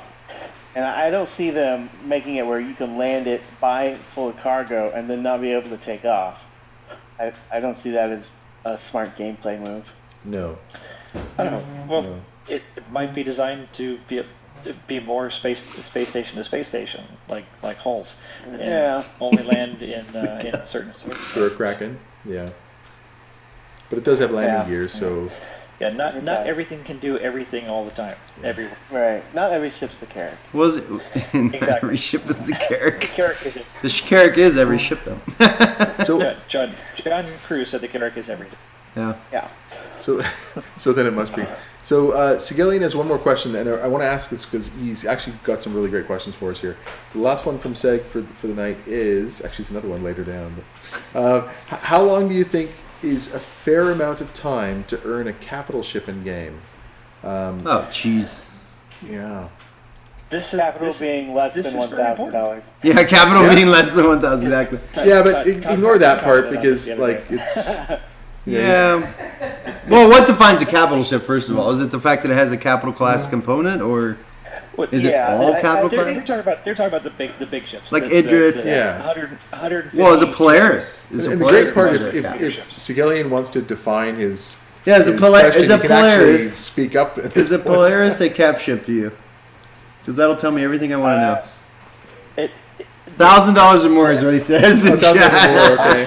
So that was meant to be a greater than sign, like I thought. Greater than, the okay. actual document from the Polaris said that it was the smallest capital ship in the UEE. So he's talking. Yeah, the Hammerhead said it was the smallest capital ship, so who Yeah. knows? Not a, that was some dev comments. That was not an official statement. That the Hammerhead is a capital ship. You're talking about the sales documents. Come on. Nice. Not official either. So what is the smallest capital ship then? Oh, okay. So Jared said. Jared said. Yeah. In any Jared jump? said Yeah. several years ago he made a statement specifically on how they were defining a capital ship at that time, and we get all kinds of statements at various times. They were saying anything over like 150 meters. Yes, had that was the figure we were using. I would say the 890s probably. Yeah. And had a capital Good size document. crew, so a large crew, capital components, and over What's a 150 capital crew? meters. So the Polaris would qualify. No, you said capital The Reclaimer's components. kind of What you said, a on capital the class. edge of that. What's a capital class crew? Is that what you said, Jordan? Yeah. So how many's that? A big crew. It just means a big crew. I think probably like the a dozen Polaris people. has. I don't think the Polaris has any capital sized components. Does it? No, I thought it was. more like Yeah, that's why I I asked. don't know. Well, the Polaris was only the 750 on when 750. Yeah, When it came out, it was 650 or 650, 625. yeah. Yeah. Oh, it does. So Moles says it does have radar and generator. Okay. you okay. can't that's classify nice. capital size by dollar Polaris figures is my because the 890 was $600 once and the Banner Yeah. Merchantman was $250. So the price has nothing to do with actual value, but it does. Nobody's have to called do the with price Band appreciation. American a capital ship besides you, so. I think it's a capital ship. It Ah, has been Yeah. referred to as a capital ship. It's got to be a capital ship. At times. You know, you can't like Like the okay. Reclaimer. You know that one image Makes where sense. the Banu Merchantman's on the ground, and it's been confirmed many times that it's way too big. Where you see the people Yeah. that look like ants next to its feet. So obviously that's big, but you don't mess something up that badly and say no, it's only a large ship. Like that's clearly a capital ship. Even if you made it half the length, it would still be capital. See, So- I think so capital Sherry- ship should be military. it'll be a like- capital disappointment. Well, Hey, Dalmars, thanks for the tip, buddy. But Thanks, when Dale. we just talk about capital size, so generally things that are above 150 meters, like for Yeah. general purposes, capital sized ships. They're not necessarily capital ships.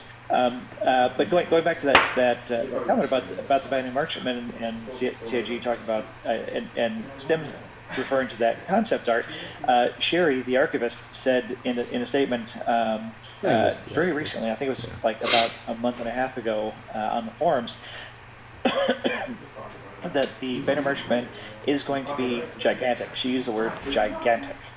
So that somewhat conflicts with John Crew saying that it's currently concepted at about 160 by 160 meters. So it's still gigantic. I mean, if you saw something that was 160 by 160 meters, you wouldn't be like, "That's not gigantic." That's unless you were like me and just contrarian. If it was 160 by 160 by 160, I'd say it's gigantic. Yeah. It's a flying saucer. It's the wing. So it's a base star. I'd say it's plaid size. Plaid. All right. Next question. Be a Borg cube. A Borg cube. Yeah. Okay, or so base star.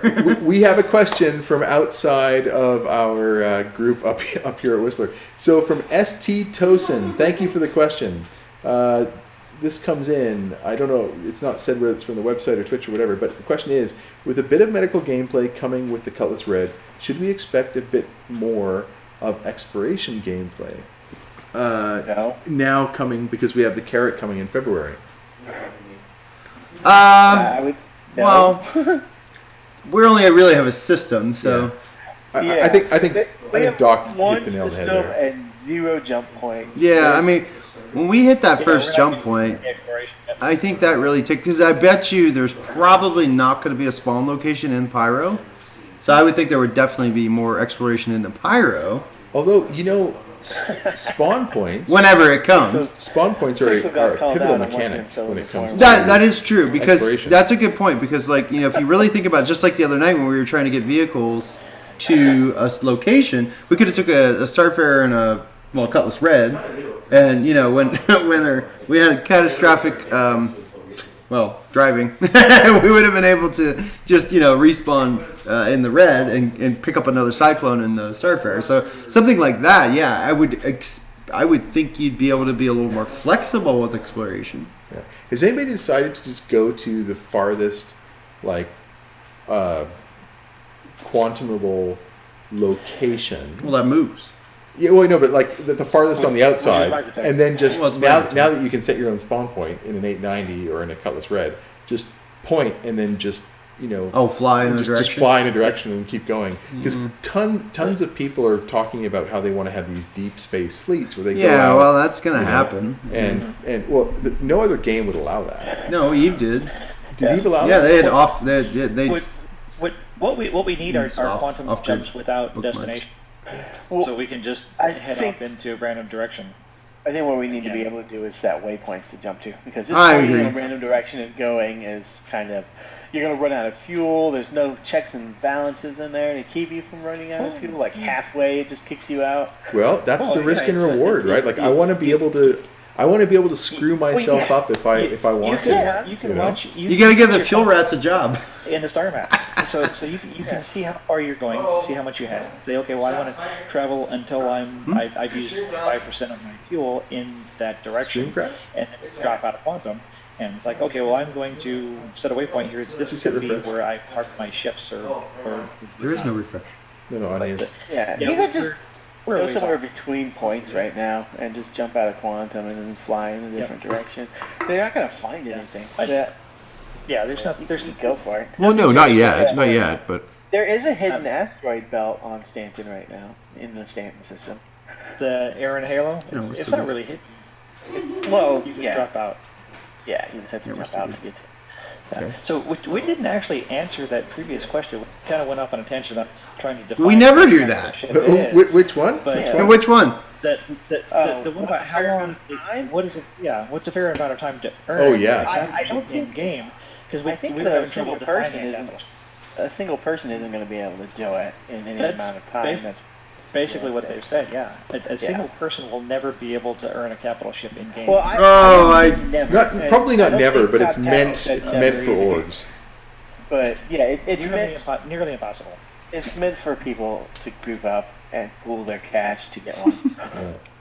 Well, so like he was saying, with a single person buying a mansion. So most of us wouldn't be able to just go out and buy a mansion. But if we started a business and we accumulated a lot of wealth, so like if you started an org and you had a bunch of people working for you and you accumulated a lot of wealth, yeah, you could buy a capital ship. I would think but so, you're yeah. not going to do it by yourself without working with other people. Okay. So next question. This one comes from, and thank you for that one, ST Tosin. This one comes from Mr. Ali Fu. Mr. Ali Fu asks via Twitch, what do you do IRL? So your jobs, is doctor really a doctor, etc. Doc, you want to go first? I already answered this question. Well, it's an AMA, so now you have to answer Yeah. it again. Officially. It's a DFA. He's a doctor of love. The love. Yeah. Doctor of fine art. So you've actually managed to create a career of that. That's right. Do you want to elaborate any more, Doc? No. No? All right, Joran, yourself? Theoretically gave an answer, so. I'm the sales manager of a Of a large what? a luxury window and door company. Oh, there you go. We do hurricane windows on like $30 million houses. Yeah, and don't ask him about struts. No struts. No struts. I am a sales director of a company. I'm actually wearing the shirt here. Oh, hey, yes. Which is Metactics. We're a startup that is in the esports industry, and things are pretty exciting. We're going places pretty quick here, so stay tuned for more from Metactics as time goes on.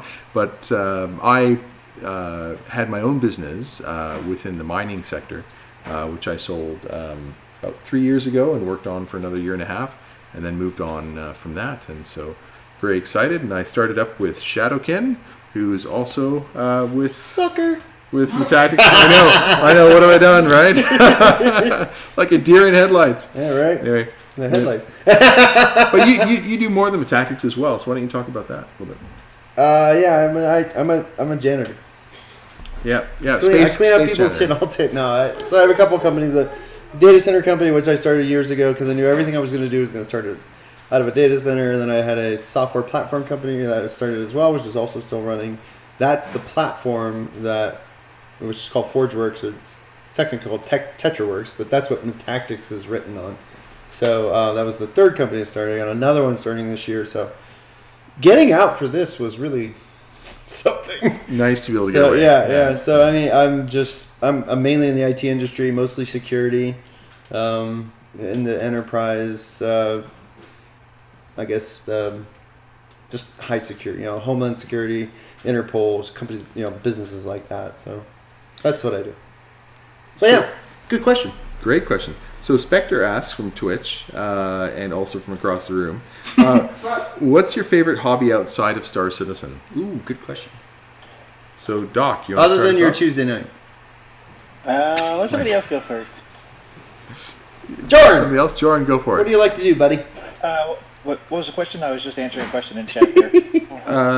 Hobby. What's your favorite hobby? What's your favorite Other hobby than SC? outside of SC? Probably going out to eat and traveling. Yes. Yeah.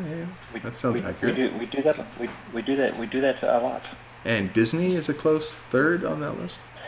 Oh, yeah. Disney falls in going out to eat and traveling. It's like going to Disney and eating and yeah. It's like, but my wife and I, we don't always get along, but we like to do stuff together. So, Hey, so Joran, do you That's still every have wife. a Disney Plus account? what's that? Do you still have a Disney Plus account, or did you cancel it when Mandalorian ended for the I season? was going to cancel it, but my wife is now watching all kinds of Disney Plus. Ah, nice. Okay. We'll see how long that lasts. How about yourself, Shadow? Did you cancel your Disney Plus account? I don't even know what Disney Plus is. I don't watch TV at all. He so doesn't. Yeah, of course he calls it watching TV. I assume it's a. but he doesn't streaming consume service. any content outside of YouTube and No, Twitch and very not little even of that. I don't have time for it. So, what kind of hobbies do you have besides hacking the planet? You're not supposed to tell him that. Well, they're I like anonymous doing a lot of fans to random you. stuff. I mean, just, I used to love going skydiving, which now that I know Tim was a big skydiver, we might start that up again. Yeah. I mean, I don't do a lot of stuff because I don't have time. Driving I really, fast. Yeah, that's right. Yeah, Well, I cars. enjoy it. I really, honestly, everyone that knows me says I work too hard, I work too much, but I really enjoy what I do. So it's like it's not work to me. So that's why I get into all these projects and stuff. So if I could go do anything right now, it'd be racing. I have a long history in racing, mostly touring cars. I came from a drag racing family, but a lot of my family was like we just worked on cars. So Right. dropping new engines into whatever or doing, just a simple oil change or whatever. So it's cars and racing is mainly that's my true passion. Problem is there's no real money in it. So. And he's got a very cool simulator rig for racing alone. I have a side team called Torrent Motorsports, which I've had for years. It's kind of up and down because there's just, with the esports industry, as you know, I mean, there's a lot of money in it. So you got some of these big power teams that are just throwing tons of money at it. So it's not something I focus on. But, I mean, real racing, I mean, I've got a couple really cool cars, and I like going out to the track. I get some really cool invites. I race for Audi in their driver performance program and a number of other things. So, I mean, that's actually where I'm essentially trying to get things back to is I want to do race engineering. So I went to I've actually been doing school on the side, doing fluid dynamics and now quantum physics because it's interesting to me. But those types of things is like I want to try and figure out something that helps the racing community either be safer, faster, stuff like that. So that's my, I guess, kind of hobby. Very cool. What about you, Stimosaurus? Yeah, very cool. Well, I used to be much more exciting than I am now. I used to do a lot of skydiving. I used to do a lot of skiing, ski racing, ski patrol, that kind of stuff, which kind of explains why we're here. Part of Whistler and stuff like that. So, Star Citizen is something that I'm really loving. I'm loving really getting to know more of those that have really invested themselves and started to contribute content in Star Citizen and do videos like this and get behind the camera and start to share their opinions and then grow a community just like, Joran, I know this is a massive part for you. So I consider this a big part of the hobby factor that I like to do. Other than that, I'm becoming more recently. I'm investing as an uncle more to my 3 siblings that all have kids, and they're becoming a lot more interesting in the age they're getting. Interesting. To, so, I can. You mean meldable? Yeah, influenceable. Influenceable. So I'm spending more time kind of getting. Thanks for them the follow, JB Nick. That's a lot of fun. And then otherwise, just staying in the pulse of business and industry. My real forte that I love is product management, and so it's how do you take products or how do you design products and create markets for new products and really make them move. So the business that I had before, one of the things that absolutely lit me up every day, and one of the main reasons I went into work was because I was dealing with 3 to 4 million daily viewers. So I could really see what we changed in terms of product. The impact was really tangible. So that was nice. And then lastly, I got a VR headset last week, which is really cool. And so I've started doing some working out because... and he's been on his bike with it. Yeah, so... He's only crashed twice. So I've got a bicycle Zwift sort of thing, so I do some cycling there. And then I've started to do some VR boxing, which is a lot of fun. So long story short, I went through leukemia in my very early 20s, ended up having an issue with my hip, and so I have to do very low impact sports nowadays. So I don't do a lot of skiing, I don't do a lot of skydiving, although I definitely want to get back into skydiving because that's not really high impact. Well, you don't want it to be high impact. Yeah. You really don't. You can be, but you really don't. Bouncing is always an option, but you try not to. Anyway, so long story short, the VR has been a lot of fun for working out, and played a couple games on it too. Guilty pleasure. Very cool. So, Doc, back to you, buddy. Here you go. Let's see. My hobbies include philandering and gaming. Philandering. Philandering. Oh, okay. High impact skydiving. You're just gonna start a new thing. I was gonna say. So what else? High impact skydiving. It's bad. I've Yeah, tried high it. Don't do it. impact It's not skydiving. good. Yes, high impact skydiving is great. Yeah. I'm deep into that. Watching it, I'm sure, not just. Okay, so next yeah. next question then. Do you take ice with your scotch? No. Well, Fuck you. no. Sorry. Sometimes I do, but only if it's a Death Star It ice cube. depends. It depends if it's at home or if it's out. Because if it's out, it's definitely 1 cube. Yeah, you have to because they never get the drops of water right. So No. Okay. So no. Hey, Night Rider, thanks for the resub, buddy. Yay! 7 months. Thank you. Man. Yeah. Woo! Thank you. Awesome. Thanks, Knight Rider. Yeah, Scotch is usually so the way you do Scotch, and actually taught a fellow Scotchian here, Mr. Spectre, Spectre. So it's Scotch. You pour it in the glass. Let it swirl around, let it blow on it. You smell it. You don't drink it. Don't drink it. It ruins it. So you had a few drops. Swirl it around, blow on it again. You'll smell a bouquet come out, or you should. You should. Add a few more drops, and you probably will start to smell the same thing. When you get to that point, you probably are 2 drops over, but you'll probably know, you'll smell it. That's really what you want to do. So no ice. The problem with ice is it melts over time. So, but Doc's perfectly correct because it's hard to get, especially when you're in a bar. It's busy. Getting a glass of water with a straw, and it's hopeless. So we throw 1 cube in there. So yeah, I totally get McAllen. Yeah, it makes sense. So no, normally, but yeah. So, Whiskey stones are all right, but yeah, but it doesn't really need to be cold. That's the thing. I actually prefer room temperature. Yeah, and those whiskey stones, they don't hold their temperature very it's well. Good quality. It's fine room temperature. If Right. It's good quality. I think all Scotch is good room temperature. I don't think it should be any other. It's a good question. Who asked that? That was Stuart. Oh, Stuart! 88. Great question. Great question, Stuart. It's my favorite of the night You so did that far. through the website. Nicely done. Okay, one more question. I did promise Sigelian had one more question here. This is from Sigelian. Who is this guy, anyway? I don't know. It's some streamer. Some weird Helping streamer. out with Damar Rally. He's one of the night crew people. Oh, well, that explains everything. The question is, do you see the Cutlass Red being a game changer when it comes in 3.8.1? What is the big deal with the Cutlass? Why is it so important? Well, it's obviously No, the topic of the It's hour medical is the gameplay. emerging medical I gameplay. think it's definitely going to have an impact. I don't know.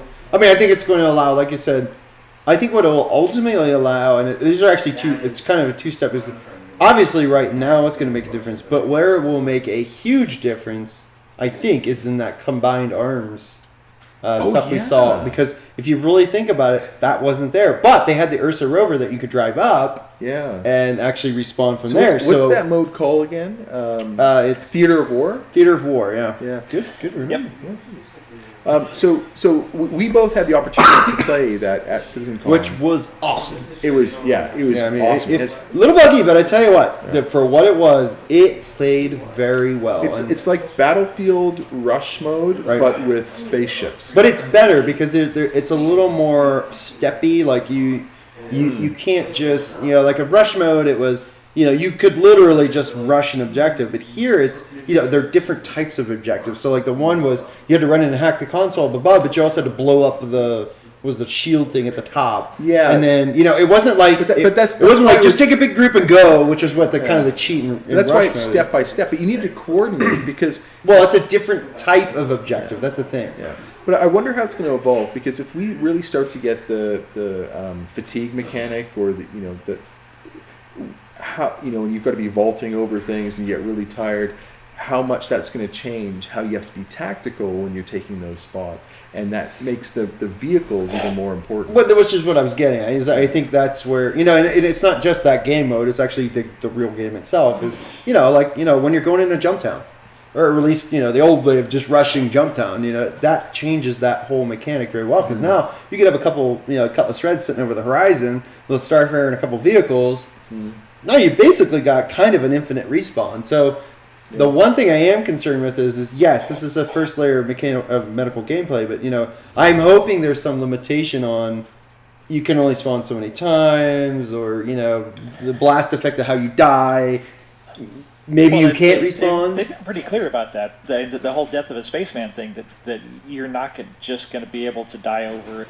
Right. Which is, but there's hasn't. I mean, obviously we're clearly again the first iteration, so is it going to be abused? I don't know. We'll see, but it's definitely going to change things. Yeah, I would agree. Yeah, early alpha. I mean, just keep dying, just keep respawning, just keep playing your ship. Stoke the fire there, Stinny. On it.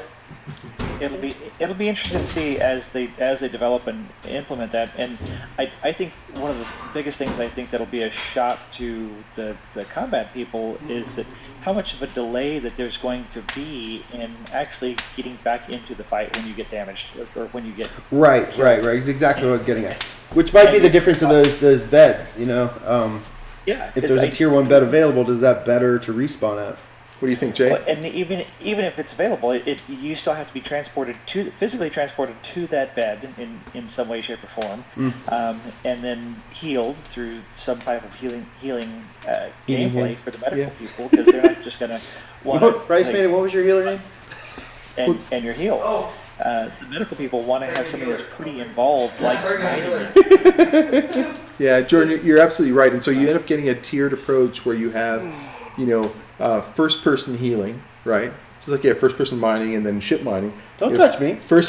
Boom, Stim!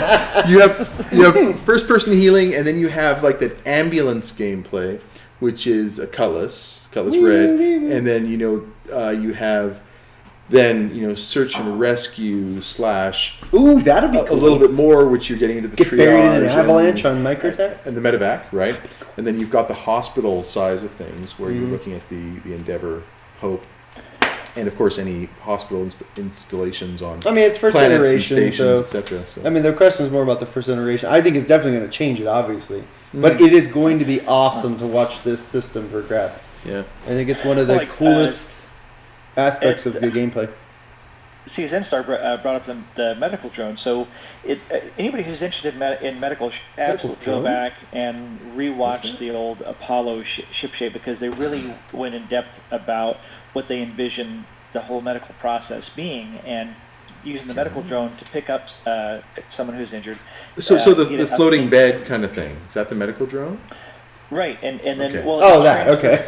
into the ship, and then your body's transferred into the medical bed, and then if that medical bed isn't a top tier and it's not enough to really heal you, like say in the Apollo and it's a tier 3 and you really need to have a tier 2 or tier 1, then that's going to stabilize you until that ship actually flies to an Endeavour Hope or flies to a planetary space station or a hospital station or if there's a hospital in a space station. So all that transporting until you can be healed. If there's not a tier 1 bed, if you need a tier 1 bed, there's going to be a lot involved in that whole multi-step process. So if you get killed on the battlefield, don't expect to be back in that battle for 20, 30 minutes, an hour. Yeah. It could be a while. So it's not like And there's rehab and all that too. Come back. Yeah. So no, but it really brings up a great set of gameplay mechanics, which is like I love playing the medic and some of the because it's, I mean, granted it's just rather shallow now, but this really adds a ton of depth to that. Yeah. And I really want not even just dying, but being shot or hurt. You should really be trying to not do that, and I really feel like there should be high penalties for it. Yeah. Because getting shot's usually bad. It's usually bad. Usually bad. Is this going to be boring on the player side? So that's going to be one of the challenges that CIG has. Like, how are they going to balance? I just think it should give you a mini game of Pong to play while you're dead. No, I mean, let's face it. Again, that goes back to staying away, avoiding going towards the light. Yeah, stay away from going to the light. Yeah, but I mean, that goes back to what I was talking about. Is I really want it to suck to get shot or die, or. I think it should be something we should be Chris really. Roberts wants you to too. Yeah. There will be real consequences for dying in this game. It is not like all the other shooters out there. This is not a first-person, fast-paced. Yeah, dying shooter. should suck. Yeah, because it does in the real world. And then I've got a question. When it comes to the Cutlass Red, that is an ambulance, and an ambulance should have like some kind of drone to get you. So is the Cutlass Red not going to have this I don't bed think it drone. does, no. So a Cutlass Red then is really like a manual process. Go and Just an ambulance. Well, it's you a know, medevac. go and get your guy, It's a true- drag them back with that dragging mechanic they were working on, and then bed. somehow get them into the ship and into a bed. Well, just drop the ship down. Or, right or where will it's you at. bring some kind of floating bed with Yeah, you? I mean, it's got a Like a turret on stretcher, top to defend right. it. So Did they talk about that? No. I don't Like think some it type has a of- turret. oh, that's right. Yeah, that's right. The medevac doesn't have a turret. It's not called the medevac. It's called the Cutlass Red. Well, yeah, It's yeah. Cutlass But I mean, Red, think about and it. That's the Apollo Yeah, has but theoretically it and is. medevac. I mean, it is a medevac. Yeah, but one of the Apollos is called the medevac. That's its name. I know, but I'm Right. just saying. Yeah. Well, you're being confusing. Confusing terminology here. Way It to go, evacuates Shadow. the medically neat challenged. This is what he people. does, right? So- That one. and that's why we love him. Okay, should we move on? Or any more on that one? No, I think it's Or good. ambulance. I think we killed that one. Okay. Astrojack, who we wish could be here, asked a really good question. So now that they pulled the Cutlass Red from the store, likely it will return to a new price. Any questions or thoughts about that? Yeah, I don't know if it's going to go up in price. It might. If it does, it's not going to be much. No, because it was $125. I think it was 120. I don't think its price. The Cutlass Black didn't change price after its No, it rework. didn't, but the Cutlass Black is a bit of a unique vehicle. Most of them go up in price when they hit flight ready, but the Custom Black Right. is in a pretty unique stepping stone place from starters to a Titan to a Black.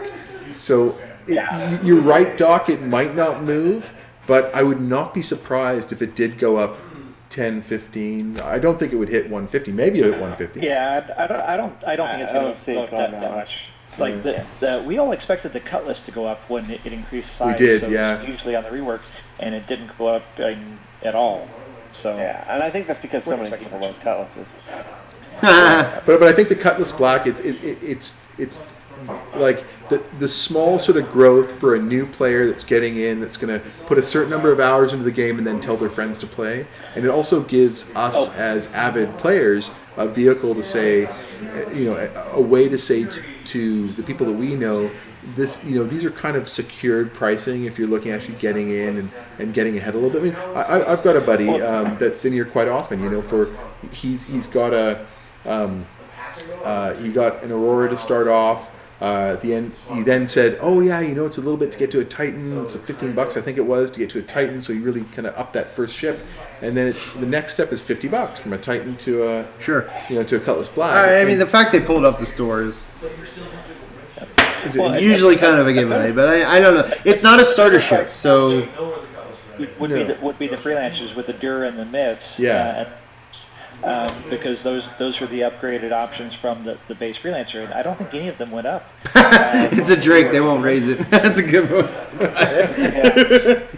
they have to give it a toilet. And They would have to give it a toilet and slap on more spare parts. No. Good question, but we don't know. So, and hold on. it's speculation. Them Now- pulling it from the store does kind of insinuate that they're going to increase the price of it. Yeah, potentially. It does, doesn't it? So- Now, Unless there's some other back end reason for them to do that. there was some mention, and apparently, I wouldn't be surprised. Oh, Releasium said they did go. Yeah, they did go up. They did go up like $5 to $10 or something.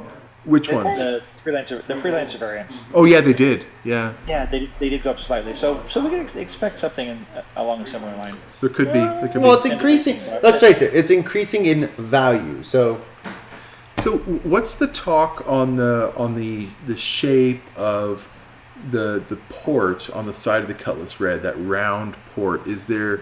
I heard some kind of. Now again, this was just talk, but there may be an airlock. I think it was Captain Burke's when I don't know if it was Xylo or Dev that flew in his. Is history. Haskell with us or anybody who's tested it out? So some Haskell people was tested with it. So I think Captain Burke's An airlock? referred to it as It's an in everybody's airlock. hangar right now. But is it an airlock or is it just a port, like just a door? Why? Back hatch? no, the round one on the side, right? Yeah, on the side. Or like, does it have an airlock at all? The small says the Cutlass Red has airlocks on the side doors and an air on the rear ramp. Actual So it does airlocks? have. Like, That's what the small says. That's what it's okay. He saying. said he went It's inside an one, airlock. on the Yeah. PTU. So you actually pressurize and depressurize that zone? Yeah, which Cool. I guess makes sense if the interior is a medical area. Yeah, well, that's got to be pretty big though, because you have a bed, that maybe you can't take people that are lying prone through the side ones, maybe only through the back How one many or beds something. are in it? The smalls? Is it just one bed? It's got two. That's There's two. two. Okay. So I wonder if that's two. It two even tier has the three option or to one seal. tier two. So Oh, maybe. Smalls is saying it even has the option to seal airlock. So yeah, very cool. Yeah, very cool. Yeah. Okay. Next question. Next The question. portholes are for the oars. The portholes are for the oars. Thanks, Bang, for Chow. where's Lou at? How much she'll love that one. Yeah. All right. This comes from Jay Beatnick via Twitch. Thanks, Jay. With medical gameplay and AI FPS getting upgrades this year, do you think we'll see ground operation missions? I hope so. There's no reason not to, I guess. There already are ground missions. Well, I think he means with like medical, Yeah. save this individual. With medical gameplay, yeah. Well, like a modification of the 890 mission where you have to actually revive the guy that got his 890 So I think like 100% yes, they will. Missions are right now the big way of keeping the core group of players playing, especially when they're playing solo.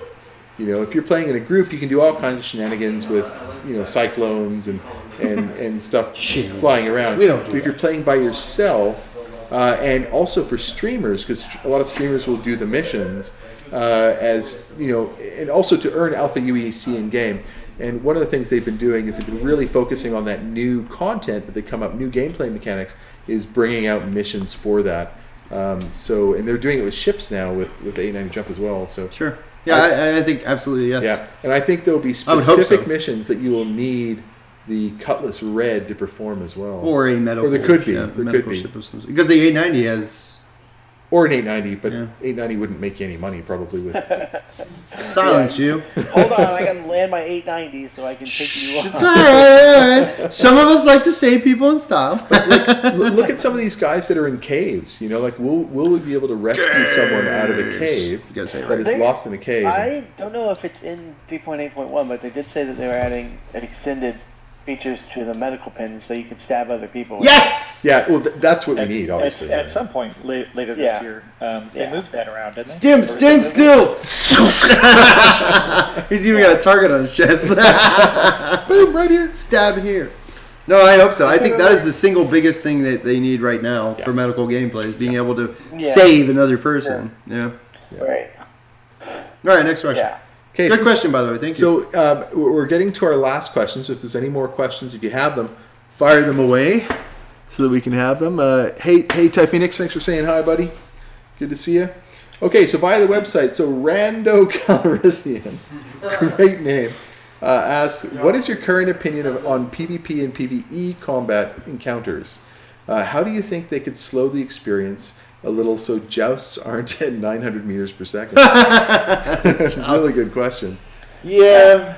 They did that before. They slowed us all down to like 150 meters a second. This is called like 2.3. Yeah. And, That 2.5. Sucked. And it was really bad.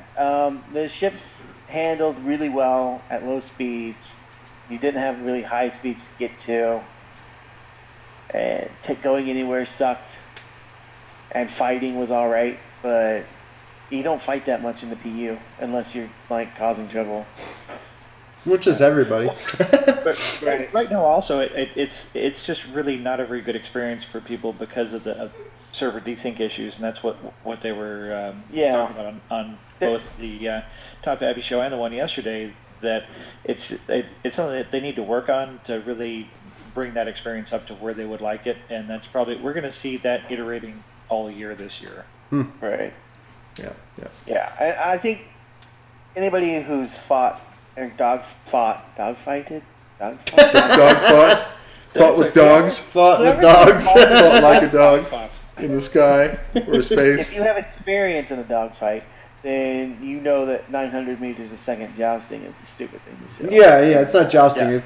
It's colliding and exploding. Yeah, that's usually how that ends. Yeah, right. Somebody's gonna get the low end of the stick. Unlike the real world, where everybody will swerve out of the way when you play chicken. This is. I know, it's so boring, right? Nobody swerves out of the way when you play chicken. But it'll end up, when there's actual consequences from dying, you'll end up, instead of jousting, you'll end up orbiting. So it'll be kind of jousting, but it'll be more of an orbit sort of thing. And well, you'd hope. That was the old circle strafe. yeah, The old circle strafe. But doesn't happen quite the same anymore. No. yeah, but Good it'll get question, there. though. But Chris Roberts wants the gameplay to get the combat to be more close, and they want that immersion that you get. In movies, the combat's all very close. It's not how in real. Well, it's a fact. 900 years in the future, you're gonna have people launching like strikes at each other from, thousands of kilometers away. It's trying to anticipate where the ship's going to be. It's the realistic part is not going to be dog fighting in close combat, but that's what's exciting, and that's the gameplay that we want. What I thought it was interesting. Todd Pappy was saying how Chris Roberts has one vision, he has another vision, and John Crew has another vision, and they're working on finding a balance between the three of their visions on. Yeah, I remember them saying that. I'd love to actually hear what their individual visions are, because we know what Chris Roberts is. Love to hear that. I'd love to hear what Todd Pappy's is and what John Crew's is. Yeah, Todd Pappy's involved too. Oh, Rando actually says jousting is the term that is commonly used in ED for circle strafing. It's not jousting. Well, so that's But no, okay, that it makes is the sense. same. It just depends on how elliptical or circular or Jousting to me flyby is head-on collisions with a blunt object. Jousting is coming at each other. Yeah, Straight line. and usually Shooting. Yeah. And someone ramming steals into away each at the other. last second. Yeah. So you don't collide. But all of the jousts I've been involved in, people collide. Because I'm not gonna turn. And go boom. Yeah, that's right. Full shields forward, ramming speed. aren't all the guns in Elite Dangerous? They're all kind of like auto turrets. Yep, they are. Yeah, I played it briefly. Jousting with a hammerhead is fun. Yes, it is. Yeah. We don't kill things; we just drive through them. Yep. Unless you're jousting an 890. That's Yeah. true. Well, what would win that? A hammerhead or 890?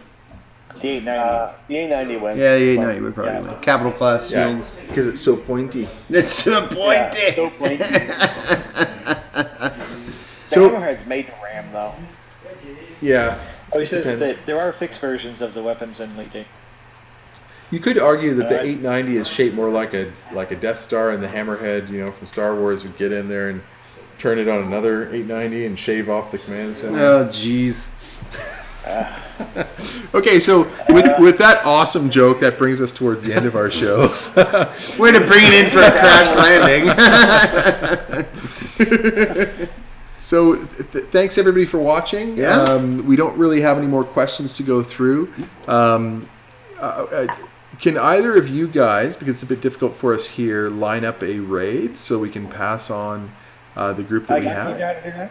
You got Yeah, I know how to do it. Okay, well let us know who we're going to raid, and then we'll push on. You give me a so Nightster, I'll find somebody for you. Nightster actually looks at who's streaming and then picks one from that. I just tell you to tell me. Oh, I'll tell you. Jordan, let us know. Let us know. so somebody asked what my shirt said earlier. Is he streaming? It's the cat No. optimist, basic optimist pessimist, and he's basically Pushing the pessimism off for. fuck your glass. Yeah. Somebody asked that And earlier. then there's definitely a joke about some potential in there. Find somebody who's got a little bit less going on, who's out there. Yeah, Shazin, thanks for stopping by. Yeah, guys, thanks for coming. All in. of you guys, yeah. Yeah, thanks for hanging out and spending the time with us. Glad you guys. You got lots of options. I tell you what, this has been very relaxing sitting by the Is fire. So. Sigelian streaming? We could host him. Hey, Sigel, are you streaming? You streaming? Oh, you are? LOL, he says. Oh, He's too leet for us. yeah, he's too lead. Actually, we're conserving bandwidth. Oh, he's coding right now. We're conserving bandwidth right now, so yeah, it's probably Yeah. not.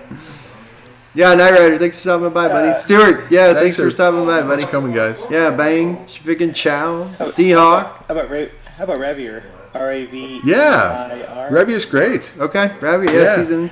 Revier's a UEMC guy. You get in there and give him some love. He's up and coming. Yeah. Oh, yeah, R-A. Yeah, so when you get in there, go crazy with the Yacht Club stuff. Yeah. Some love? Oh, wait, did our emotes get unlocked? Did our emotes get unlocked? I think so. No, they're still not there. No. Oh no! All right, Dude, that sucks. We had such great They're new coming. Okay. They're coming. Anyway, everybody. bye. Bye, everybody. Good night, everybody. Salute, 10 seconds. Yep. Questions? No, Cheers. salute. Oh no! We got to count And down. to all a good night. And two. Because we might be here for a while. Monday. Yeah, the snow is coming down pretty hard. Ooh, right now. Later. Bye, guys. Doc. Night, Shadow. Night, Stem. Have a good time out there. Night, Doc. Night, Jordan. Hey, thanks for reading review. Yeah, later. Yay. Rated.